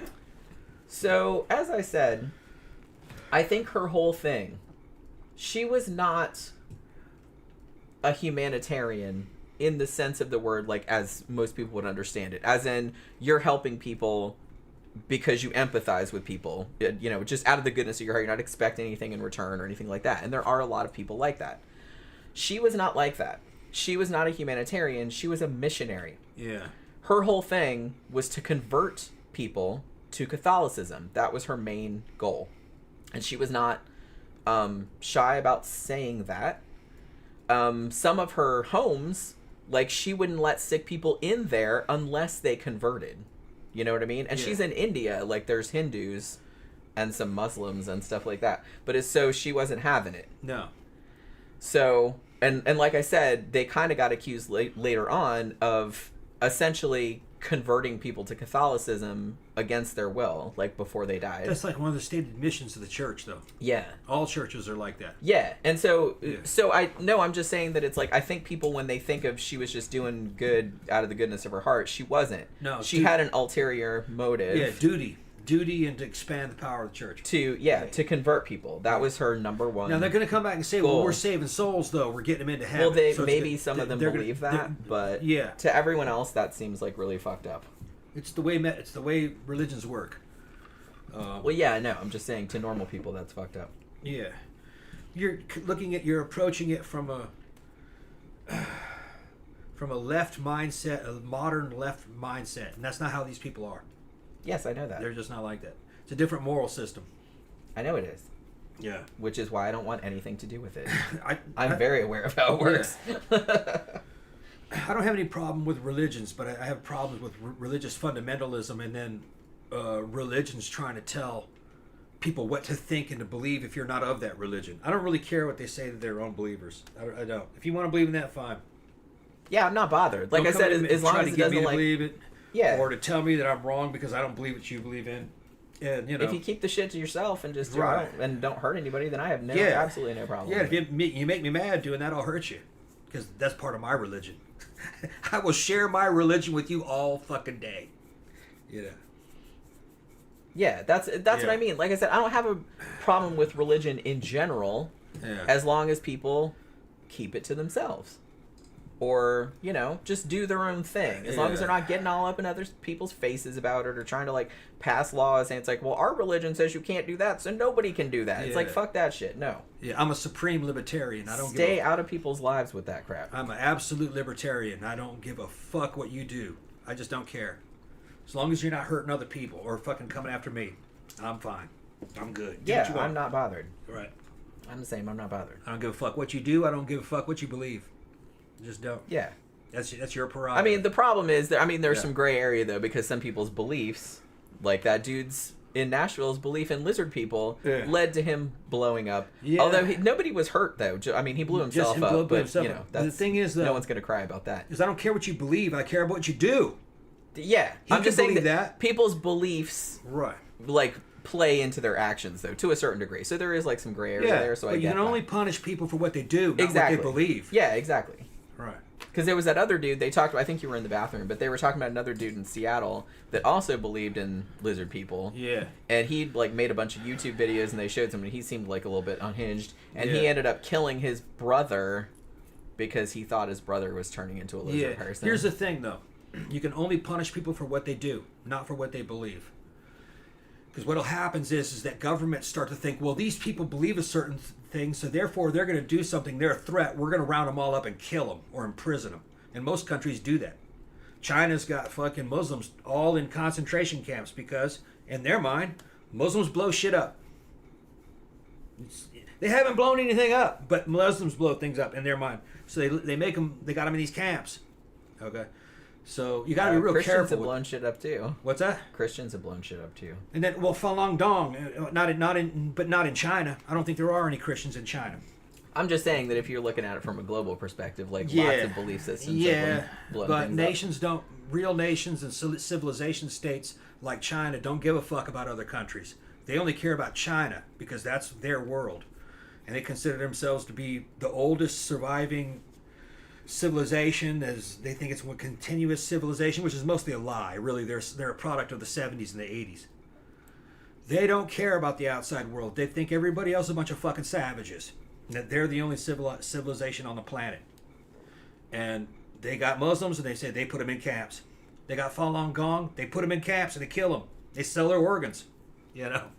Fucking. So we're lucky that we have these problems. You know, these are fucking Yeah, bullshit problems. I don't complain about it. The beauty of the fucking West is when it's working correctly, you cannot punish somebody for what they believe or say. You can only punish them for what they do. Because, you know, then there's no guilt without action. And the dude that blew himself up, he was fucking stupid, but he paid. Yeah. You know, because you can't go around killing everybody who believes in lizard people. You know. Well, I would never advocate Right. for that. I mean, I just kind of point and laugh at them, generally. Yeah. Yeah, but he was an anomaly. And honestly, one, you have to be kind of mentally ill to really believe that in the first place. And then you have to be super mentally ill to take that to a place where you're going to kill people over it. Yeah. Well, actually, his thing had a big warning to get away from it, and there's a countdown, you know. He wasn't trying to kill any people. He was trying to blow up that fucking AT&T building because he thought that was the... Basically, he's dealing with... he thought that was controlling people's minds. He's kind of in that movie. What was that movie? They Live. Yeah. Remember when they blew up the fucking Roddy Piper and fucking the dude from The Thing fucking blew up the fucking... It's funny, though. I've always found it really antenna. amusing. Yeah. That, like, all the people that, like, believe in reptilians and, like, all these crazy, like, conspiracy theories and stuff, it's like they always are like, your minds are being controlled. I'm like, no, I'm pretty sure that's you. I'm pretty sure it's your mind that's being controlled by all of these stupid-ass YouTube videos that you're watching. You know what I mean? And it's dudes... Maybe it's projection. Maybe deep down they know. In the case of the lizard people thing, that came from David Icke. Yeah, he was on this show too, Yeah. and I'm just like, everybody pronounces his last name different. Yeah. Like, I guess they said Ike because he didn't Ike. correct them. Right. Like, I like Ike. He rips off the fucking... rips off a fucking American television show. It was called Z or V? V, yeah. About reptilian people taking over the planet, aliens in skin masks. And he pretty much... Yeah, Tammy just brought that up. tells that verbatim. You know? Yeah, he just made that up. And I then don't think he believes the that more shit. fiery it got, the more it sounded like fucking Nazi-style anti-Semitism. And I think a lot of Nazis believed A in lot that of shit. conspiracy theories are just anti-Semitism dressed up in new clothing. Yes. I've noticed. Some of them, not all, Not all of them, but yeah, a lot of some them are. And that The particular- lizard people one definitely is. Yeah, yeah. Well, I don't think they meant it that way. I think what it was is that guys who are anti-Semitic heard that and go, "Oh, they're using lizard people as a code word for Jews." That's what they did. But I think the dude's David Icke. I don't think he's talking about Jews. He's talking about lizard fucking people. He saw it on television. On V. And V, he said, yeah. you know, I can make some money off that. Exactly. We were debating because we were watching the show last night, and I'm like, I'm wondering, because I think we went into this a little bit on the Ted Gunderson show. Yeah. Because that dude believed in all the conspiracy theories, and probably lizard people too. I don't know. And I was like, to what extent do the people that push this stuff, write books about it, go to conferences and stuff, to what extent did they actually believe it? I believe very few of them. I think it's probably a small percentage. Very few. Now, I think like a lot of people that read that stuff, I think they genuinely believe it. But I think like that a lot of people that are making money off of it, I don't think they believe that stuff. I think they're just making some cash. I actually off don't think some dummies. I don't think most of the people that buy those books believe them. I think it's more like infotainment and kind of like a fantasy. I don't know, like, man. Imagine if this did happen. People Boy, out there. I think they're just trying to get tripped out. Yeah, imagine if that did happen. Imagine that is, you know, wouldn't that be a trip if that is happening? You know, kind of like people buying I don't know, man. Bigfoot books. I'm not optimistic. There's a lot of really stupid people out No, there. I don't think. I think half of them know that's bullshit, but they just like the story. Yeah. Maybe. Yeah. See, that kind of stuff it never interested me. It's not interesting. It's kind of like people that get into end times prophecy. It's the same thing. That's another weird thing. Like, That why? there's kind of a Like kind of this they're morbid like fascination. jizzing themselves over Yeah, like, it's the coming. world's gonna end. World's gonna end. Yeah, morbid Okay. fascination with the end of the world. Why are you so And excited about that? It's the That's same weird. thing. I think it's the It's same like thing. super weird. Basically, it's Art Bell. It's Art Bell fans. Yeah. You know, which I loved Art Bell. Listen to Art Bell all the time. Great show. Thing is, though, is that you knew that pretty much everything you were hearing on Coast to Coast was bullshit, but it was fun though. Yeah. And Art was a fucking master. I can only take a little bit of that though, Art- because like after a while, I'm just kind of like, come on, you guys, knock it off. Art was a master because he could take a guest that had the most craziest ideas and actually entertain it as a possibility and treat it kind of seriously. Oh, really? Oh, and that's so. Oh, I see. Yes, you know. Which is a talent in itself, because Yeah, I it's would a never talent be able to itself. do that. Yeah, yeah. And I'd he be made like, the show "What more are you talking exciting. about?" Yeah. Although I think some of the people were true believers, you know, fucking the Phoenix Lights. Some of them did sound like that. Phoenix Lights and shit. And then they had some. There were a lot of good guests on Coast to Coast. People that really stuck around, like the dude with the ancient Egypt and theories and the alternate history and everything. You know, and who's to say that guy has some pretty interesting ideas. What's that guy's name? Not Zachariah Sitchin. Other big dude who's one that. He actually noticed that the ancient pyramids are in kind of the same formation as the stars in Orion's belt, and how certain things lined up. I remember. I know who you're talking about, but I can't. I forgot that guy's name. He's actually pretty. His stuff's pretty good. He thought Antarctica might have been closer to the equator at one time, and maybe that's what they were talking about with Atlantis. And he showed old maps that had Antarctica on them, real old handwritten maps. And they were like, "Look, man, this is Antarctica." And how did they know about that? I guess they knew about Antarctica. Yeah, Tammy says, just like that mermaid documentary. Yeah, like the mermaid. That was like so obviously fake. I can't believe that people fell for that. That's a good. Well, Tammy brings that up. That's a good idea. The mermaid documentary. The mermaid documentary was a mockumentary, really, a sci-fi mockumentary of that mermaids were real. My dad believed it as an old guy. I think it was on Discovery. I think it was on Discovery. Monster Week. Yeah, or whatever he didn't. It was they were doing. He didn't. It never crossed his mind that they could make a fake documentary. So he kind of believed it. He's not real well versed because, like I said, the horror subgenre, that's a subgenre of found footage, is the mockumentary. So we've seen like lots of those. So I think a lot of the lizard people stuff, I don't think it's mean spirited. I don't think it's meant to be anti-Semitism or anything. It's just, some people just took that and just like took it that already thought that. Yeah, they were like, oh, he's using this as a code word for the Jews. I think what it was kind of like the mermaid documentary. It was just a titillating, exciting concept that was new. You could sell it. People would buy it. You know, it was just the market. What did he call them? He called them conspiracy merchants. Yeah. I think is what he called them. On that show that conspiracy merchants. This is somebody who's selling a product. Yeah. And they were all selling a product. And I can't get excited about that kind of stuff because I know it's bullshit. Yeah. Well, it's entertainment. It's kind of fantasy. Like I said, if you tell me like some science shit that's neat and could actually be real, I'll get excited about that. But like you throw me some shit about mermaids, I'm like, shut the fuck up. I don't want to hear about that. Yeah. Mermaids. Trying to get me to believe mermaids. Come on. They had to put that on for Monster Week on Discovery. And and then my dad bought into it. He was like, man. Well, if your dad did, I'm sure he wasn't the only person. Yeah. Even though to me, I watched it, I'm like, this is clearly fake. I'm going to do my dad's voice. You know, I was watching that Discovery Channel and it turns out, you know them mermaids? Them bitches are real. I was like, what? Yeah. Saw it on Discovery Channel. I said, what are you talking about? Jen was with me. She's laughing. I'm on the phone. What are you talking about? Mermaids are real. And I was it turns out that people have been seeing them for thousands of years.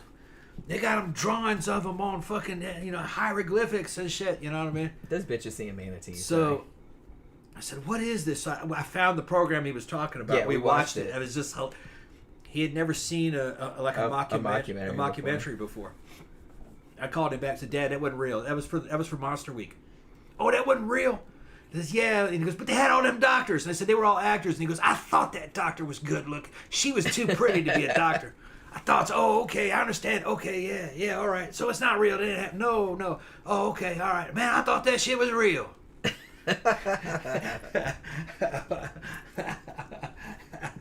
I mean... It was pretty. I mean, it was a pretty good documentary, but it was fun. You could clearly tell. It was a fun documentary. Like I said, it was like a mockumentary. Yeah. Speaking of mockumentaries, one of the best ones that I hear nobody talking about is called The Bay, and it's about this little. It's about this little parasite type creature. It looks kind of like a big roly poly that like kind of gets in your tongue and stuff. Oh. Oh, and then it replaces your tongue? Kind of, yeah. Because that actually does exist a lot. Yeah, it does, yeah. It's just, but it's kind of like a takeoff of that, and they like get big and like take over, and it's really good. Like it's one of my favorite mockumentaries. Probably my favorite mockumentary is Lake Mungo, but The Bay is really good too, and I don't hear that many people talking about it. Tammy said maybe the mermaids and lizard people are working together to do away with us humans. Maybe, yeah, maybe so. They can have us, honestly. We kind of suck. You know what I mean? Let them run it for a while. Maybe they'll do a better job. But yeah, Side Quest here is here. Hey, how are you doing? Yeah, we're having a good time. We got off on conspiracy theories and because we were watching something about dudes that believed in lizard people. Oh, there was another guy and I remember this case too. I don't think we ever did a show about it, but I think we might have talked about it before. But there was that guy out, I think it was on the West Coast somewhere, California, Nevada, somewhere like that. And the dude, he killed his whole family, like his wife and kids, because he thought they were lizard people. So clearly, like, having these, I mean, obviously these people are mentally ill to start with, and then they latch onto this whole lizard people thing and go down a spiral of madness that leads to tragic results. But yeah, so like I said, there's kind of a fine line between, yeah, people can believe whatever they want, but the minute it starts affecting their actions, they're like, oh, hey, my family are lizard people, so now I have to kill them all, then obviously you need to do something about that. But yeah. All right, so those crazy people that do that, though, would do that over other reasons, too. Well, that's what I'm saying. They just need something to latch onto, like, yeah. to give them some justification, I guess. Yeah, they'll latch onto the Judas Priest lyrics and fucking kill somebody. Back they were doing that kind of kill themselves over what Judas Priest said, you know. Yeah, like I said, I They'll kind do of feel that. like, and that's why I'm always really skeptical. Like, you know, when I think we talked about this when we did the show, Satanic Panic and stuff like that. Like, all these people are like, oh, horror movies cause this and that, and death metal causes this and that, and all this other kind of. I'm like, no. Although I will note that there are some people that already have problems. Yeah. That may latch onto that and may do so, but the thing itself, horror movies or death metal or didn't cause that. That person already had that problem, and they could have latched on to anything. Yeah. You know what I mean? That would have caused them to do that. Like I said, they could have latched onto the lizard people thing, like some people did. Those people had problems, like, to start with. Turns out Sly, he listened to Linda Moulton Howl and fucking. I gotta go to the bathroom. What was that guy's name? Who was the dude? Who was the dude that did all the damn Mars? Oh yeah, who was that guy? The one that with the face on Mars, dude. Face on Mars, dude. Oh, it's right on the tip of my tongue. Yeah. I'll think of it in a second. He was fun to listen to, also, even though I knew he was full of shit. It just, but he could spin. He could tell a tale. He could sit there and he'd go on Art Bell's show and fucking. You couldn't see the satellite images he was talking about, but he'd talk about these old satellite. You can see right here that this is a main street. And these are all buildings. So he was like painting this image that Mars was littered with fucking ancient ruins and fucking dams, fucking buildings, statues of faces and shit. And but he's going off of like really old fucking photographs of Mars. You see satellite footage of Mars now because Mars got all kinds of satellites around it. You can see that shit crystal clear. You can see pretty much most of the fucking surface just like perfect now. And you could lay it over what it was he was talking about, and you go, oh, not even fucking close, you know what I mean? But I used to like to sit up in fucking my bedroom listening to that guy talk on Art Bell. Was it Hoagland? Hoagland, that's right. Richard C. Hoagland. I see. I told you Hoagland, I'd think of it when I was in the bathroom. And he'd sit there, and you could sit there and he'd painting all these fantasy images in my head of fucking ancient Martian ruins, and what would it be like if I was there in my fucking spacesuit going through the old buildings, you know, first man there, you know what I mean? So, you know, it's kind of these tales help you know, they kind of help you fantasize, put yourself in these fucking weird situations, you know. Mel's hole, you know, dude named Mel had a hole. I think every dude named Mel has a hole, but this hole was in his backyard. I mean, everybody even not named Mel has a hole. Yeah, you'd be in big trouble if you didn't have some holes. Yeah, he said the hole went all the way down to the fucking and I actually ended up seeing a picture of the hole. It's pretty big. But he says he put a fucking microphone Mel down has there. A big hole. It's like a big sinkhole. He put a microphone down there and fucking he recorded it. He played the recording. It sounds like fucking millions of souls screaming in agony, you know, like they're in hell and shit. That had my mind going too, man. It's like, oh, that'd be fucking. I knew it was bullshit, but it's just these good stories. And this is the thing. What Art Bell was doing, the newspapers were doing that all the way back in the 1800s. Yeah. With these airship stories and fantasy stories, you know. Yeah, they just want you to buy the shit. They just wanted you to buy the They newspaper. didn't give a shit if it was true. Yeah. Like I said, people complain about it now. It's like, that's been going on since newspapers have been. Yeah, newspapers that make up all kinds of shit. They'll make up all kinds of stuff. Like I said, if anything, it's better now because at least they kind of fact check. But back then they didn't. They just print anything.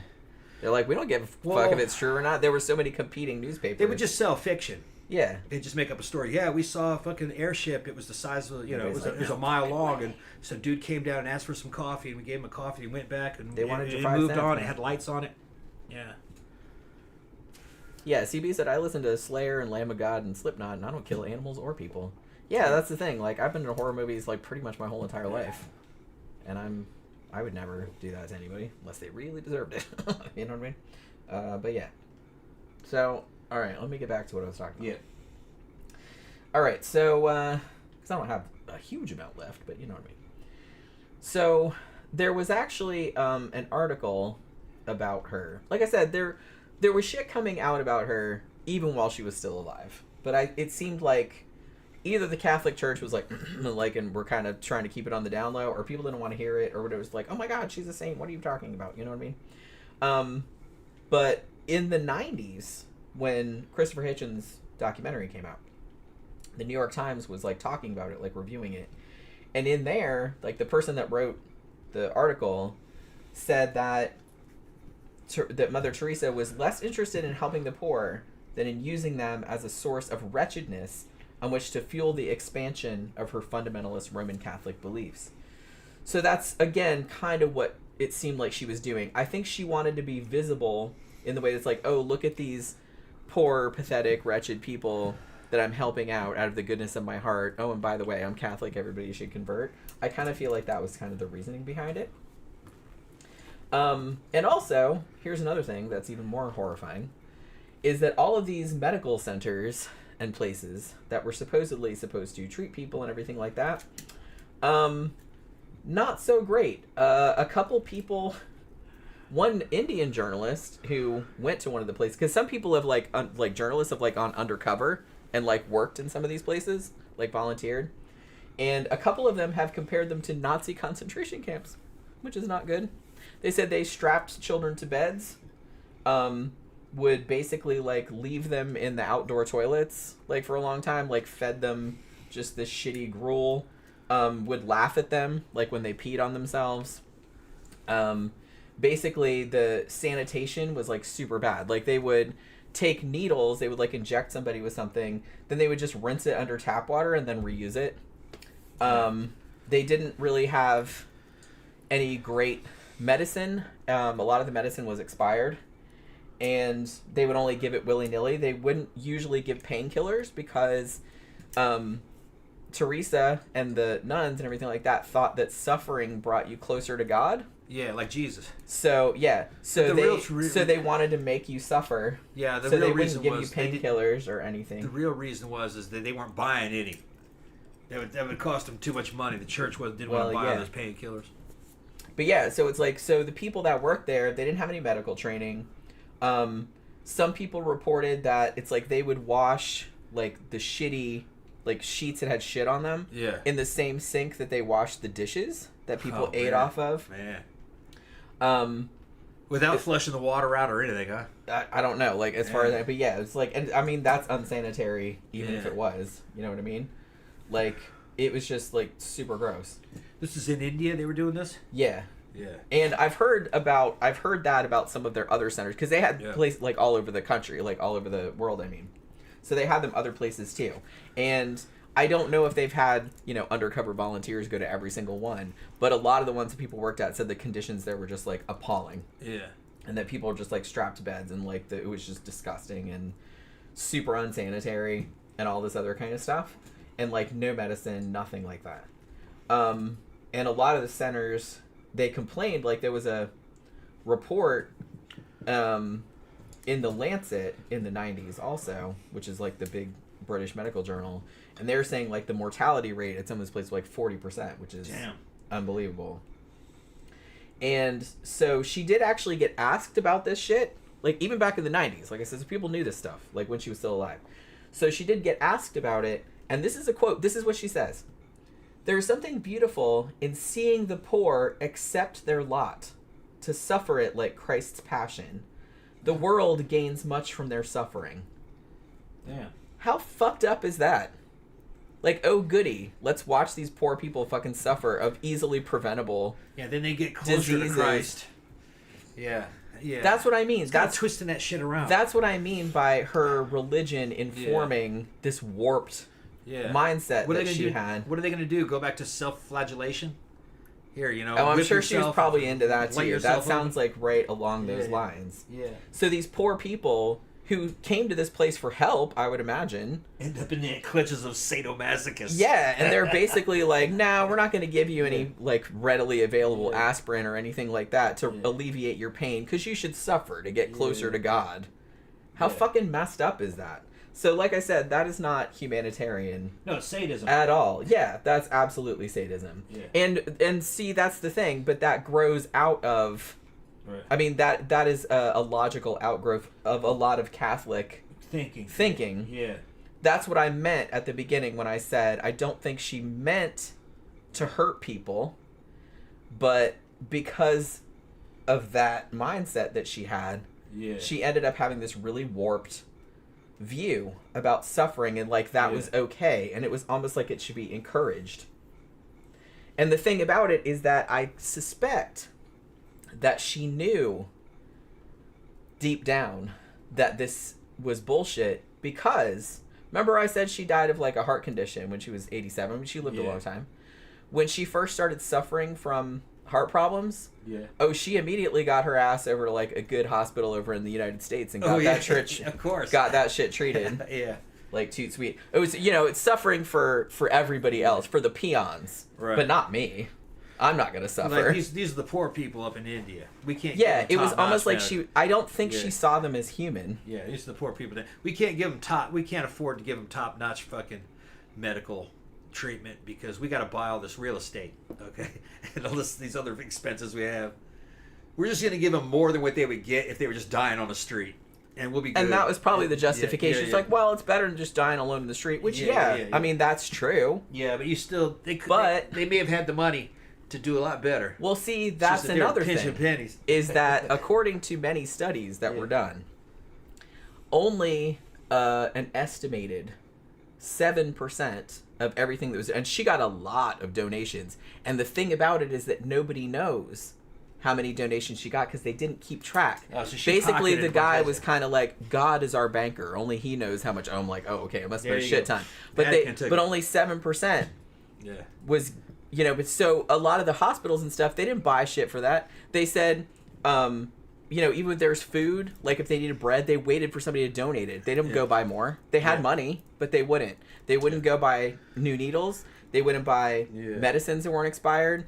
There was one story, I don't know if this is true, but there was one story where Mother Teresa goes to like a grocery store like to stock up and buys like $800 worth of shit. And then she stood there and waited till someone else paid for it. Yeah. Even though, and somebody that volunteered for one of her houses in, I think it was in this country, I think it was in New York. She said, she's like, I'm pretty sure they had at least 50 million just in that bank account. Huh. And that was just one house. And she had like 100 and something. And as I said earlier, a lot of people have suspected that most of that money was just funneled right to the church. Oh, sure. Like the Roman Catholic Church. Yeah. And some of it was probably in there like to facilitate like her canonization, like to make her a saint. Because I heard that a little bit was like bribe money. Because they wanted to make her a saint. So like they poured a lot of money. Because nobody knows where the majority of that money went, and nobody knows exactly how much it was. But it was probably millions, and I wouldn't surprise me if it was billions. Because she was world famous, and people donated all the time. And they didn't obviously use it to alleviate anyone's suffering or help anyone to the extent that they could have helped people with the amount of money that they had. You know, people are like dying in dirty beds and being injected with dirty needles and shit like that. And eating expired food and whatnot. Like they would just prepare food like on the floor of this dirty ass place, and like it was just these big long. So they had the money for India, though. It's just but like they had the money. They weren't to do better. Them. Yeah. They had the money to do better. They just didn't. Right. And a lot of the time, it was probably because of this whole mindset that they had. Well, like, suffering is good. You know what I mean? You have to suffer. Yeah. Like to get you closer to God. Yeah. And like I said, they were really only worried about converting people, so they didn't really. That's why I'm saying I would never call them humanitarian, because they didn't actually care about those people. I think she saw them as beneath her. Yeah. Honestly. Yeah. I think she saw them as less than human. I think she just saw them, I didn't know her, but I think she just saw them as like props. Yeah. Now, I will fucking say that Nietzsche is right. That which doesn't kill you does make you stronger. But he was talking about battlefield type philosophies. Necessary suffering in the completion of a mission or training is very good for you. But unnecessary suffering is a fucking waste. Like, why would you, like, to children? Children that have disease, and some of them had, like, illnesses that could have been easily cured. Yeah, right. And they get brought in, and it's like, the one kid got brought in, he was, like, 15, and if they'd just given him, like, antibiotics or something like that, he would have lived, they think, and she just let him die. Yeah, imagine if I brought Pookie in here. It says, Pookie, suffering makes you stronger, so I'm going to start abusing you and fucking you. Oh my God, don't even say that. You know what I mean? Fucking, and you'll be stronger. I don't even like hearing that. Yeah, I know. That's how useless that would be. Because the cat doesn't need that upgrade, and the cat's not under any danger. I'm protecting the cat. You know what I mean? But it's just funny. It's only when it's necessary, and it's usually the pain's being applied to you by an enemy. You know, and you don't want it to happen. It's happening. You know, a lot of times the enemies are the forces of nature, cold, rain. You know, but that's a completely different. Yeah. I mean, it's completely different because you're. Largely you're doing that willingly. Yeah. Like to strengthen yourself or whatever. Well, you're in a quest.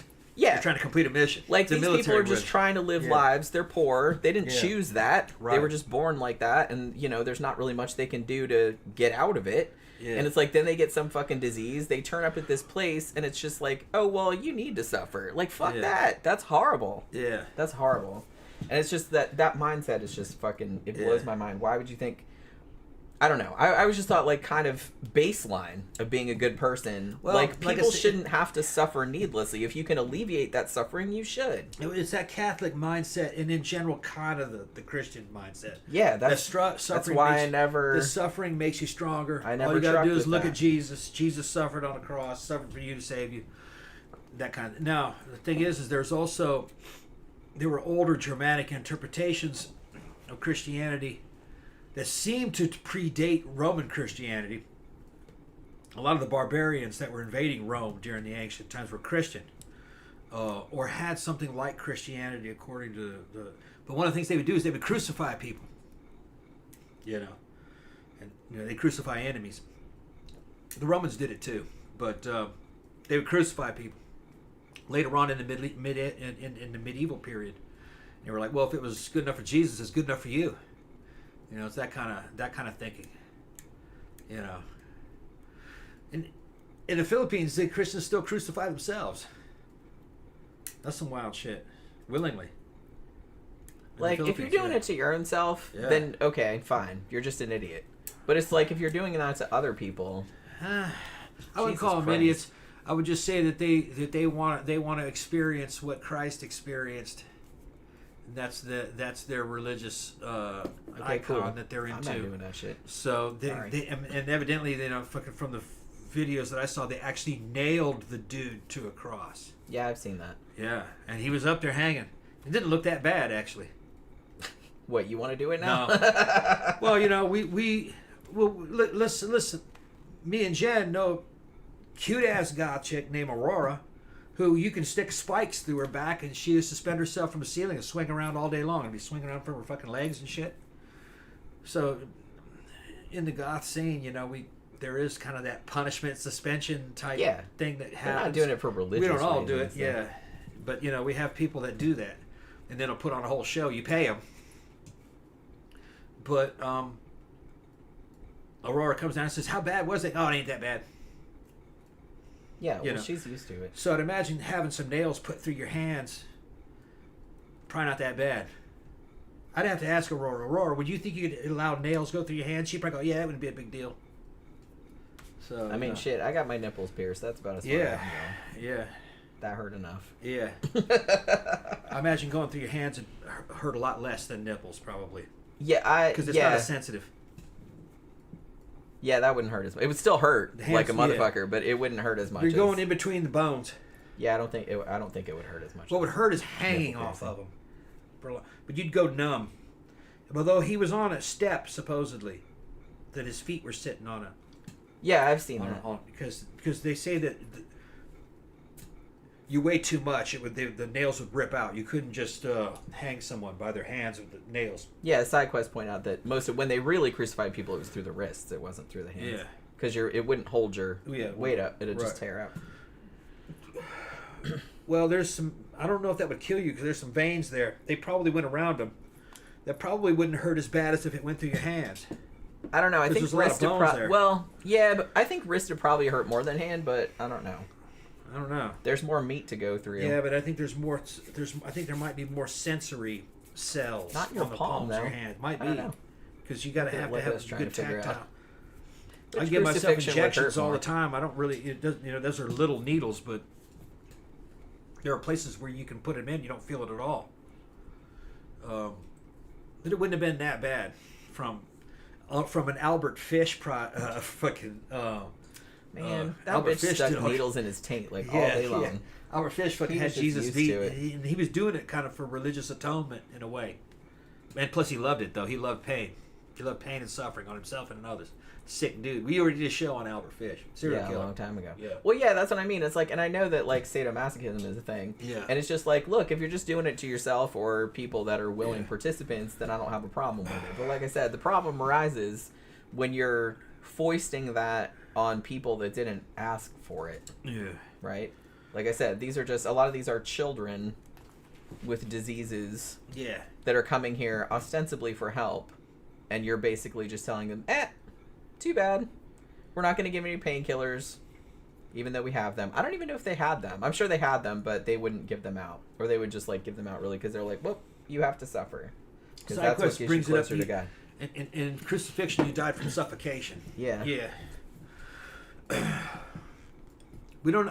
There's I saw a bunch of different ways of how it would probably go down, depending on how the person was actually crucified, and they don't really know exactly how they were crucified. If it was uniform, or if there was if they would vary the methods, and the means. But still, crucifixion would be nothing compared to impalement. That would be much worse. It's just a damn pole up your booty. Your tongue, and it's just that would suck a lot. Yeah, and it would take a long time. And it would take a long time to kill you. And a long time. Impalement would be bad. Another one that'd be terrible was the fucking the bronze bull, or is it the brass bull? They put you in a damn statue of a bull and put a fire underneath it and cook you alive. That'd be pretty fucking bad. Yeah, I've heard burning alive was pretty bad too. And then there's a lot of them that would be pretty bad, worse than crucifixion. Some of that stuff that they would do, thumb screws and foot screws and shit like that, pretty bad shit. Or that damn pear, they put it in there and open your mouth up, or they put it up in your booty until they rip your fucking booty open and shit. Yeah. Remember we did a whole show about medieval torture? Yeah. We talked about all those. Medieval white folks are fucking psychos, man. They can come up with all kinds of That's what I mean. The shit. fact, I think that, I thought of this before, like going back, because I've always been fascinated by that kind of stuff. But when I was researching that show, I was like, man, what the fuck? What is wrong with people? Like, what? Can't they use all of that brain power to think of something constructive or something good? Like, let's think of like horrible, horrible ways to make people suffer and die. Like, that is so depressing. At certain places and in certain times, medieval white people medieval Europeans were fucking psychos. They were psychopaths. I don't disagree with that assessment. And there's, look at that shit. And that is it named Peter Hitchens? He wrote the book Better Angels of No, that was Steven Pinker. Steven Pinker. Okay, yeah. You were telling me about it. Yeah. But I should read it to you. I mean, it's a chunker. It's like that big. I actually heard somebody read excerpts from it, and I was like, oh, it's good. It's a good book. And giving testimony of what people were like in the Middle Ages, they would just do stupid shit. You know what I mean? Like fucking. Because he's making the argument that morally, like, people are a lot better now than they used to be. And they were animalistic, pretty fucking crazy. You'd pick a dead animal up off the ground and fucking smell it, and then make other people smell it. Here, smell that. Oh yeah, that's bad. It's just fucking crazy. Do things like just fucking punch their friends fucking in the face full of, just boom, uncalled for. They'd laugh. The dude that got punched would laugh. You know, just there's dudes that would still do that nowadays. Yeah. But now, they were now fucking you crazy. get in trouble for Yeah. it. Back then, you probably didn't. Everybody probably did it. And they would they said that weird shit would happen, like somebody would cut another person's foot off, and then they would all laugh. Even the dude who got his foot cut off would laugh. Just fucking crazy. You're such a card. Yeah, cutting yeah, my foot off. yeah, they were That's fucking hilarious. Remember the time psychos. you cut my foot off? Yeah, That was so fucking yeah, funny. it was just fucking crazy. We all laughed and laughed. Putting cats in a big old fucking basket and throwing that on the fire where they were all alive and shit. They thought that was funny. Tying a bear down and staking it into the ground by a fucking back leg and just beating the bear to death. It's called bear baiting. Mm-hmm. They thought that was hilarious. Just, Yeah, I think they were all like serial killers. yeah, back then. fucking crazy. Like I said, nowadays, people bitch about nowadays, but it's like nowadays you have a few people like that, but everybody rightfully shuns Yeah. those people. Yeah. Like I think back then, like most people were probably like that. Western Europe basically kind of has no animals because fucking Europeans killed them all. You know, For their own amusement. for amusement. They don't have any bears, they don't have any lions, all gone. I can't imagine. Not many deer. Yeah. Although I think some of the stuff has come back probably in some of the more like alpine areas where there's a bunch of. I actually heard that there are some deer in Germany and stuff. I don't think there are any deer in England. I think they're all gone. Dude, I can't even like kill a spider. Come on now. The only animal I can kill with any kind of anything is a cockroach. I will kill a cockroach. Yeah, we got bears and deer walking around the neighborhoods. In Other here. than that, I drive up, and there big old bear sitting in the fucking in the driveway, going, "Oh shit, I can even goes." We got all kinds of animals here. Yeah, In a way- and we hunt here, well, like but I we said, don't hunt them out. in a way, Yeah, I'm less inclined to fuck with an animal, yeah, like to do something bad to an animal. I would never do anything to an animal. yeah. However, if you're a human and you do something fucked up to me, then I absolutely will do something to you. But I wouldn't do it unprovoked. But I'm just saying that. So I'm a lot less inclined to like do something to an animal than I am to a human. Well, if I'm hunting and you're hungry. Well, yeah, I'm that's hunting. different. Yeah. But even then, you don't make the animal suffer. No, I don't believe And in laugh about it. I don't believe in trapping. Or Yeah, anything that's like that. fucked up. I don't like that either. Just I shoot. don't like that. Shit. And during the seasons, you know. Yeah, I don't like that We got either. hunting laws and shit. Okay, so what else we got? So other than all of the shit about the super bad conditions at all of her things where it's just like nobody had any medical training, everything was like gross and unsanitary, she also was buddies with and took large donations from some kind of questionable people, including the Haitian dictator Baby Doc Duvalier, who she was big buds with. Took some money from him as well. And she also took a bunch of money from good old Charles Keating, who, if you don't remember, if you weren't around in the 1980s, he was one of the key guys behind that big old savings and loan crisis. One of those big fucking... Yeah, he got in big trouble for that. Ended up costing American people about $120 billion. So, yeah. And she was such good friends with that dude that she wrote to the judge asking for clemency on his behalf, even though she admitted that she didn't know anything about his business or whatever. But it's like, well, he's always been nice to me, and he's always like given money to the church and everything like that, so maybe you should go easy on him. It was like that kind of thing, you know what I mean? Okay, so she hung out with those kind of fucking people too. So as I mentioned, there are millions and millions of dollars that were donated to her charities that are not accounted for. Only about 7% of it, as far as they know, went back into the charity. The rest of it, they have no idea where it went. They suspect that she just funneled it back to the Roman Catholic Church, and nobody knows how much it is. There were accounts that, at one house had a bank account that had like 50 million in it. This one had like 30 million in it. This one had... So it was quite a substantial sum, I'm sure, but nobody knows exactly where it went to. So that was another thing too.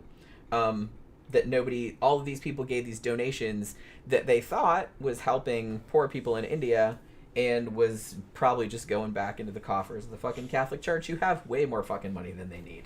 They should have zero. Another thing too, and this is probably not surprising because she's like a super, super hardline Catholic.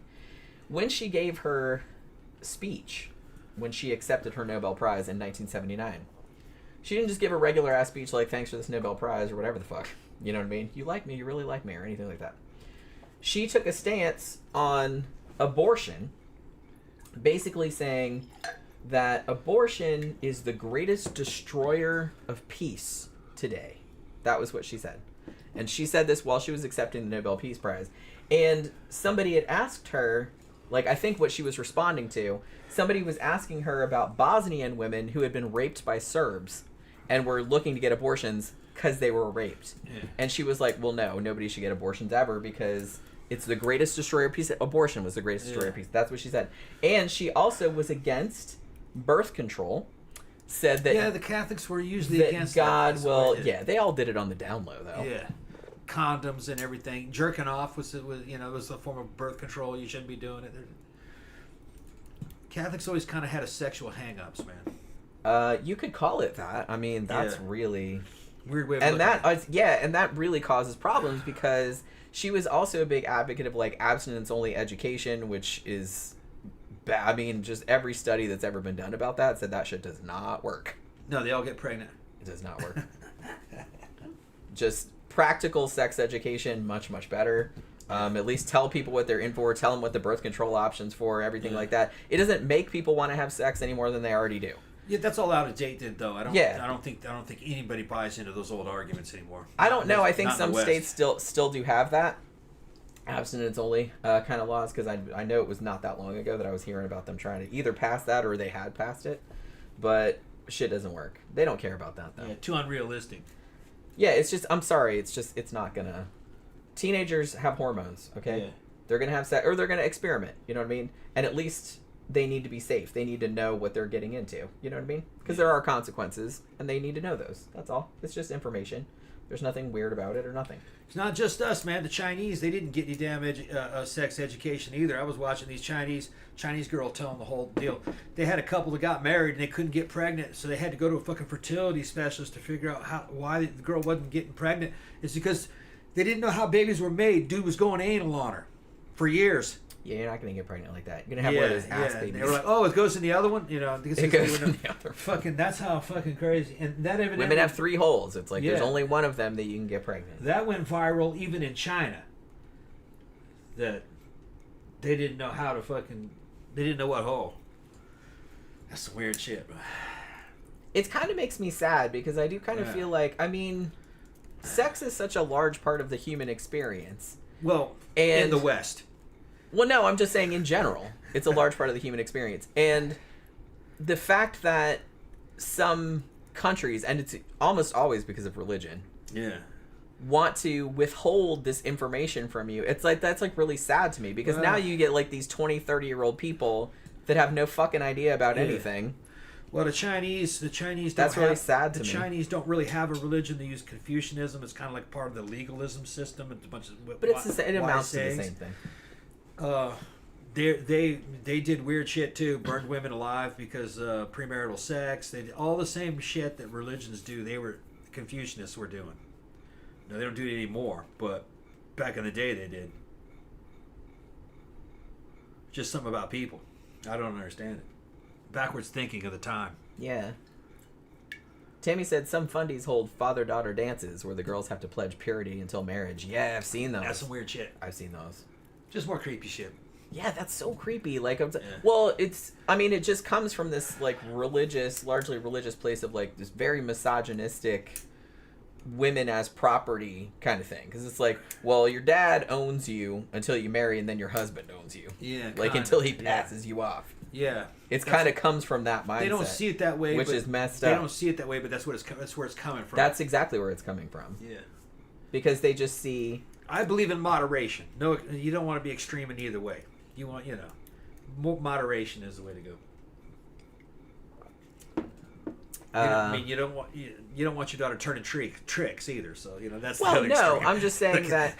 Although I will say that you don't want that. You don't want. I mean, that's not an ideal situation because there's a lot of that industry is rife with exploitation. Yeah. That said, if someone is older and chooses sex work knows of what they're whatever doing. various kind, then I'm all for that. Yeah. Like I said, it's probably not the ideal thing you choose for your own daughter. Yeah, no. But the thing about it is that the issue that I have is that a lot of times when women are younger, I don't think they entirely choose it of their own volition. I think they get into it through desperation, or somebody like talks them into it, or they get forced into it. It fucks up their ability to fucking get married and have children. Yeah, and like I said, not everybody wants to do that. It's just that I kind of feel like that is maybe a career choice that you want to choose like later on. That's what I would say. Later in life. Later in life, like It'd maybe. be a great job for a divorced woman who doesn't take any of that shit. Because I don't have any issue with sex work. I really don't.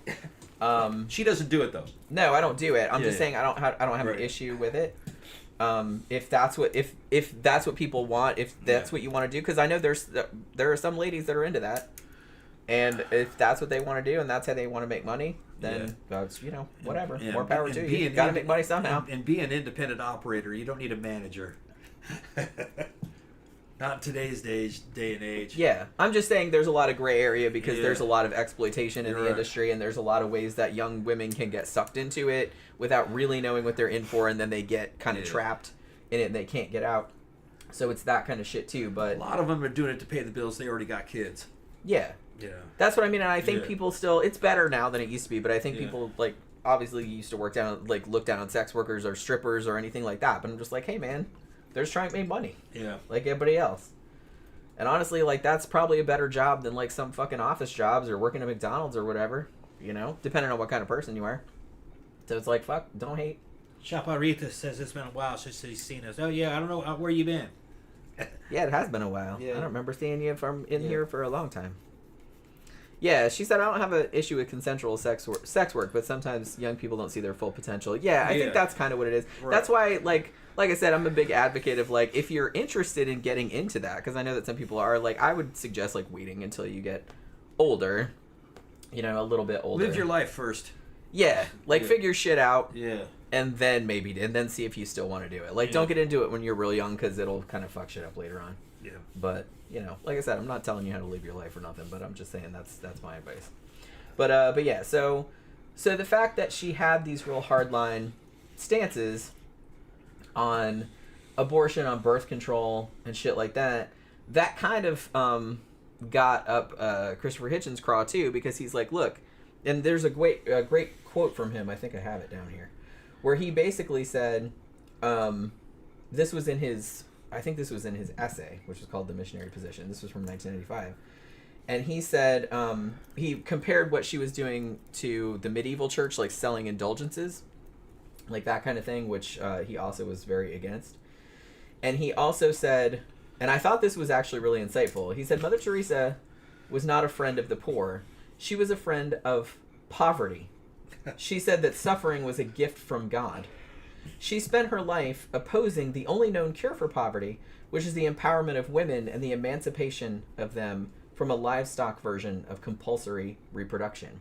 You're talking about India, right? Saying that she was basically against birth control and abortion and everything like that, but she was essentially condemning women to a lifetime of, like, servitude, and then, like, because I kind of feel like she didn't have any interest in alleviating poverty.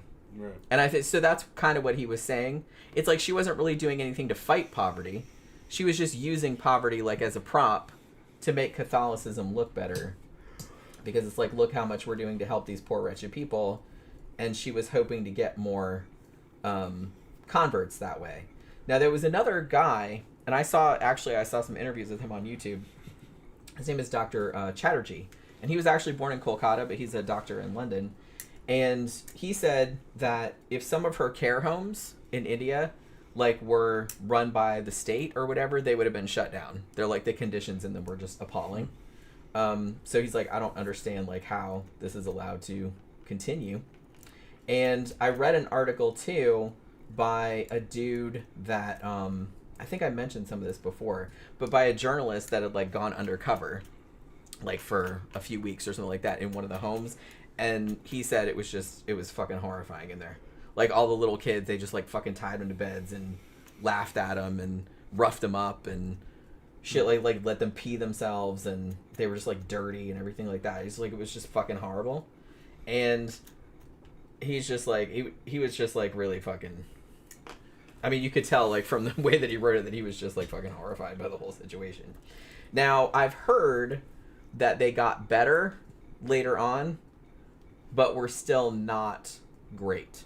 You know what I mean? So all of that money that people were donating that was supposedly going to like help these poor people was not going to that, because they were not buying medicine, they were not buying food, they were not buying state-of-the-art medical equipment or upgrading their stuff or anything like that. They were just letting these people live in squalor and, you know, just letting them suffer, I guess, because they thought that was helping them somehow. Which, like I said, intellectually, I get, if you grew up in that mindset, I get where you're coming from. But that is messed up. That is... It's not a good way to think. It's just not. It's unhealthy. Well, it's warped. That bitch didn't have a fucking solid connection with reality herself either. I mean, she, you know, decided to become a nun at what? What'd you say? Was 19? 20? Well, she first thought about it when she was 12, but she waited a while. She was 17 or 18 when she joined. Yeah. What the fuck does she know? That's what I mean. I didn't know fucking shit when I was 17 or 18. Nobody does. Then she goes into that church system and fucking she ends up in basically kind of like a fucking medical concentration camp. All this fucking suffering around her. Her mind was probably fucking twisted, or you know, she's pretty fucked up probably. What would she know about life? Because that's all she saw was shit like that. And she grew up super religious too, so it's just kind of like she spent basically her whole entire life in the church, so she didn't know anything else. I'm not excusing it. I never trust any kind of authorities. It doesn't matter what the authority is. Religious authority, military type authorities, fucking... No, me neither. Government authority, fucking scholars. None of these authorities are actually trustworthy. None of them can tell you how to fucking live, all right, or how to think. And just because she's called, you know, Mother Teresa and she's in this Catholic church, that doesn't mean there's anything special about her, or that she has any kind of secret knowledge, or some kind of gateway to God, or she's an example. No, she's just fucking some crazy chick. You know, wanted to be a nun and wasted her life in there, and then fucking got involved with a system that just kind of thrived off of suffering and just mistreated a bunch of poor people. Yeah.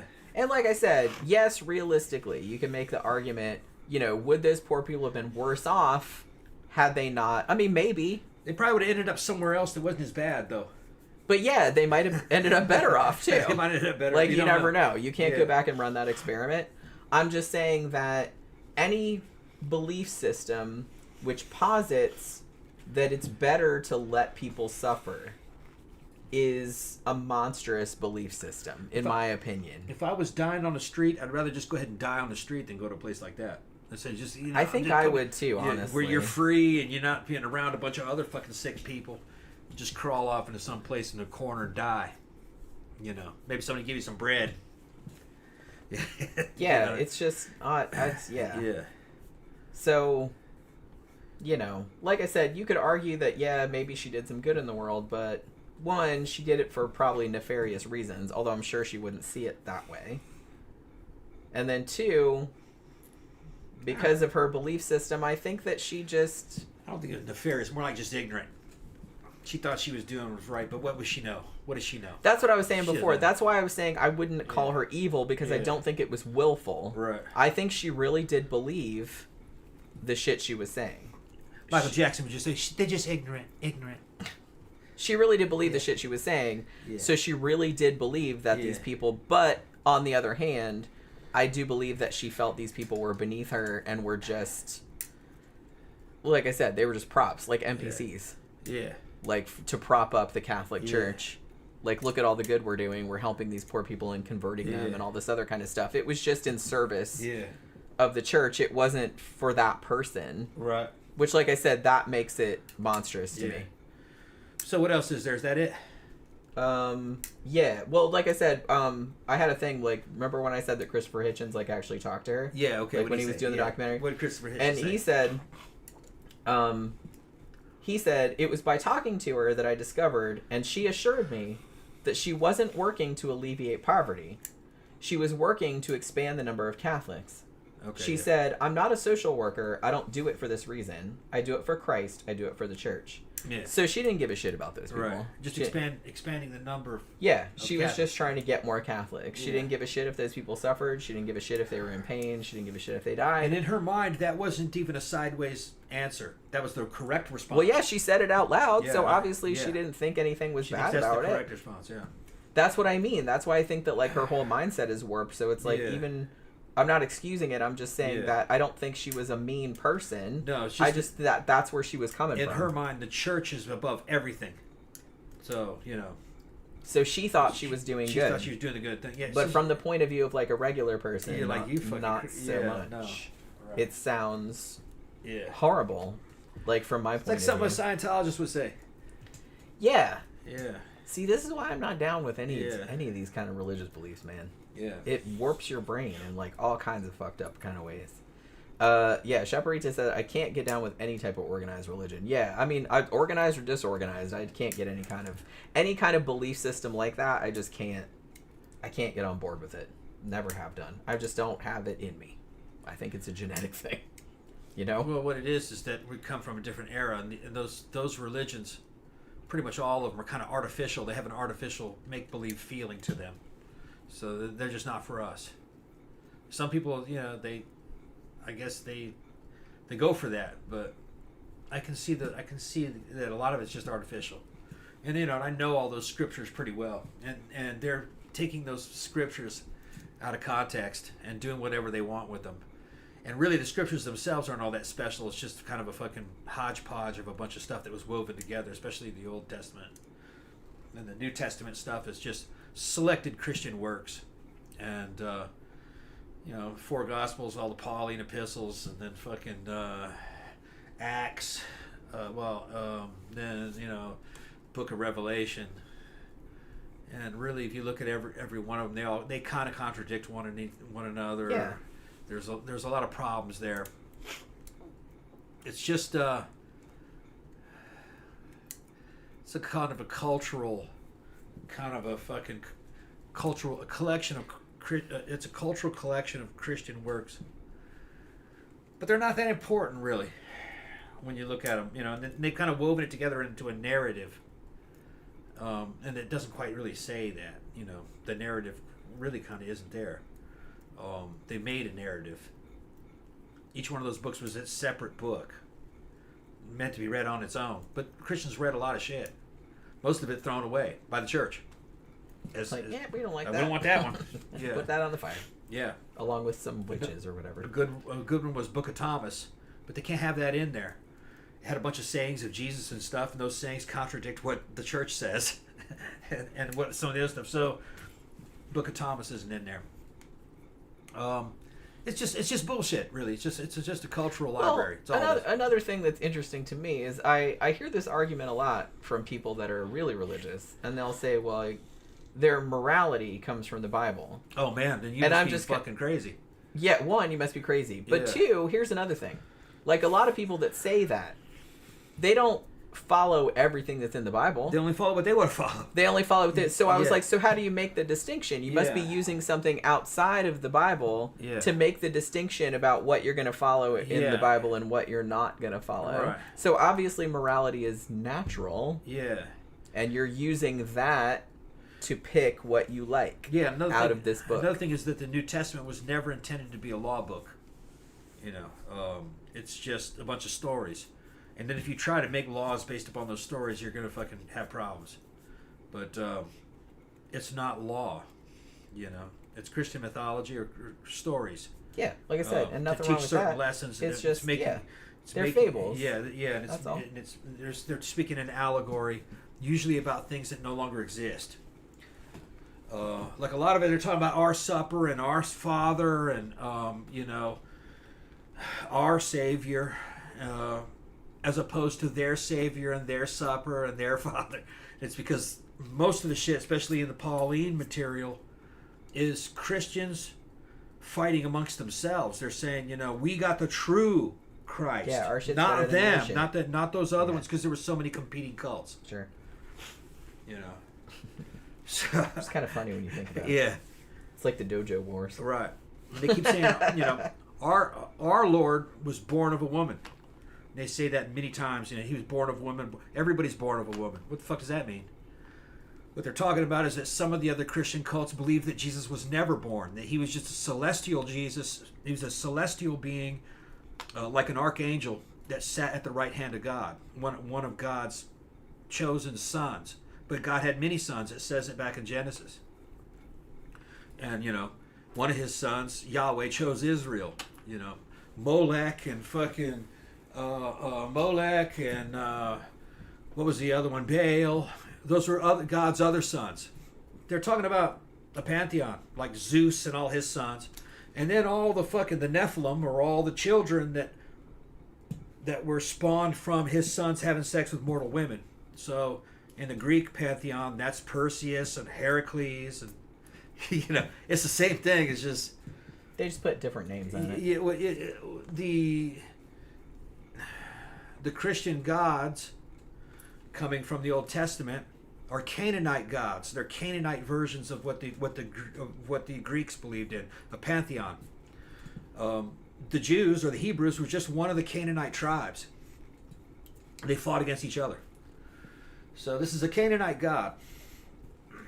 Now, when it gets to the New Testament, it's now a Roman god because it's been rebooted.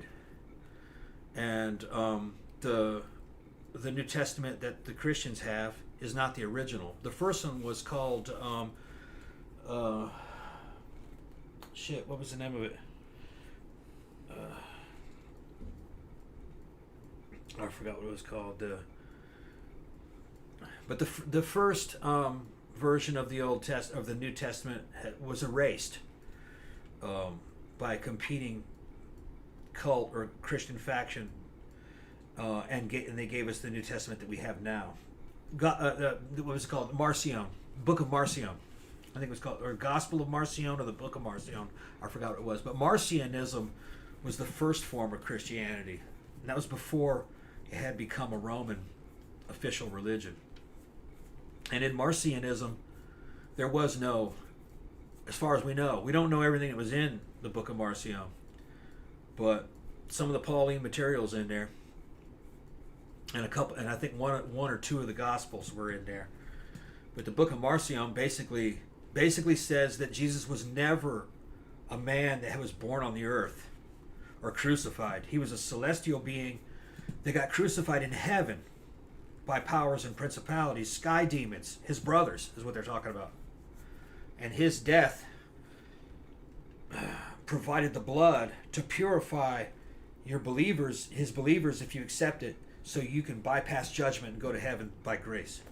Well, that's the Jewish ritual of the blood sacrifice ritual, where you sacrifice a lamb and you put the blood on everybody, and then you cast all the fucking evil of the tribe onto a scapegoat, and then you run that goat over the fucking cliff and it dies, and then the tribe's sins are destroyed, and then everybody is saved. Well, that's the same thing you have in the New Testament.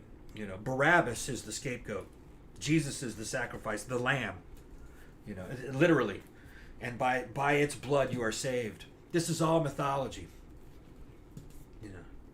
Wasn't historical. None of that happened. It only happened in the minds. It only happened in the books. The Book of Marcion says it only happened in heaven. So, but Christians will fight to the death over that. Sadly. Jeffy Art said, could you imagine if there were lost manuscripts irrefutably indicating Jesus was down with the gays, feminism, birth control, and social justice? Oh, and aliens. Those fundies would freak out. Now that makes me want to forge that shit. Because how fucking funny would that be? They wouldn't believe it, though.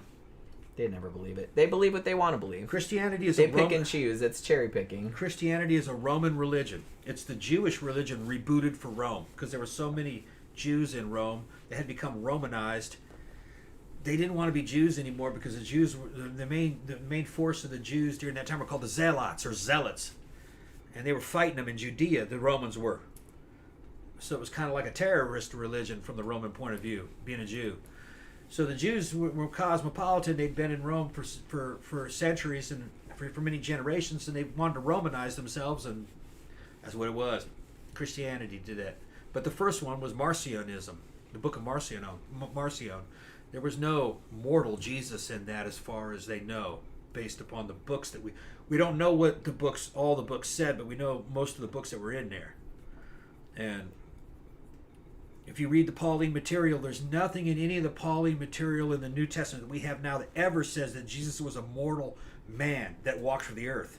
He's always referred to as somebody in heaven, at the right hand of God. And that's older than the Gospels. So, it's a narrative. It's a narrative that's been woven together and re-edited to say something, using a bunch of different books. Sly says, Jenny and Tom, what about religions where children are brought up before they know better, i.e. Muslims, Buddhism, even Catholic religion, but without the garments and daily rituals? Yeah, Shaparita says, it is indoctrination. Yeah, I agree with that. Yeah. The children are born into a family who believes that way, so they're raised that way. Hopefully they'll still be accepted if they choose to believe differently. Yeah, I'm not going to go so far as to say that's... Because, look, if you have a kid, that's your kid. You can raise the kid however you want to raise the kid. Like, and if you're... And obviously people that have those beliefs are going to raise them in their beliefs, and that's kind of how it works. But, I don't know. I'm always, like, a big advocate of letting the kid choose when they're old enough to think for themselves. Religions have a function, but their whole thing is like to make more of them. Yeah. So obviously they're gonna like try to brainwash the kid into their shit. Religions do have a function. They'll hold a culture together, and it is kind of like an internal policeman to keep young people from fucking doing bad things. But some religions tell young people to do bad things. Yeah. You know what I mean? And honestly, I never needed religion to tell me not to do bad things. I just knew not to do bad things, and I think most people do. Yeah. Like, I think they naturally know that. Right. I don't think most people need religion to tell them that. Well, Nietzsche would say that religions are good for kids because it puts a bunch of restrictions on them, and they but you don't eventually need religion for that. When it puts a bunch of restrictions on them, which makes them stronger.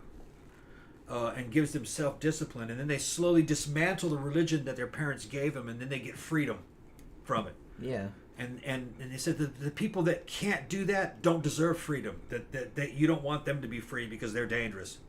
Basically, is what Nietzsche would say.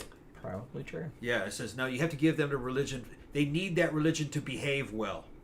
And people that need religion to behave dangerous. good, then that's not good. You shouldn't need that. Right. You should just behave good, like, just because.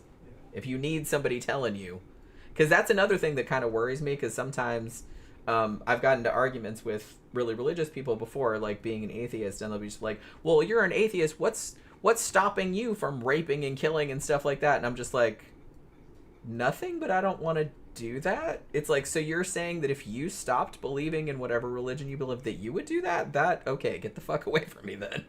You know what I mean? The fact that that's the only thing stopping you from doing that, that's very scary. Like, you've got issues. You know what I mean? You shouldn't fucking need that. I mean, obviously.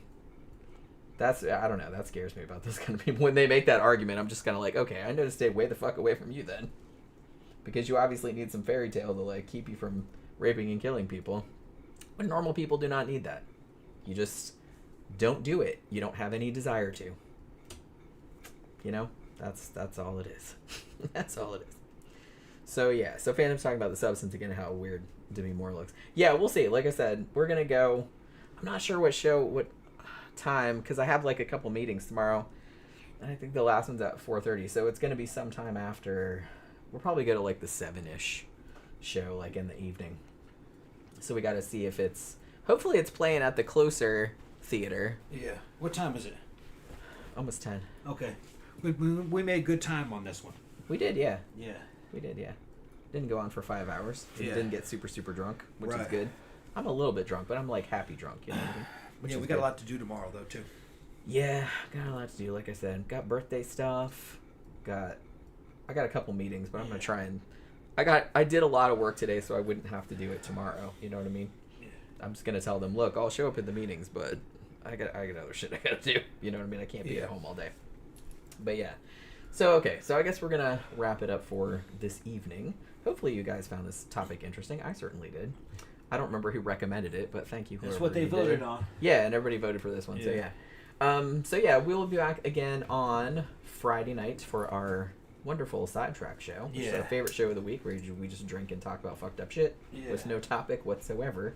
And it's always a lot of fun. So hopefully you guys can join us for that.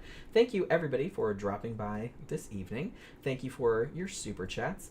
And we will see you guys again on Friday night. Good night.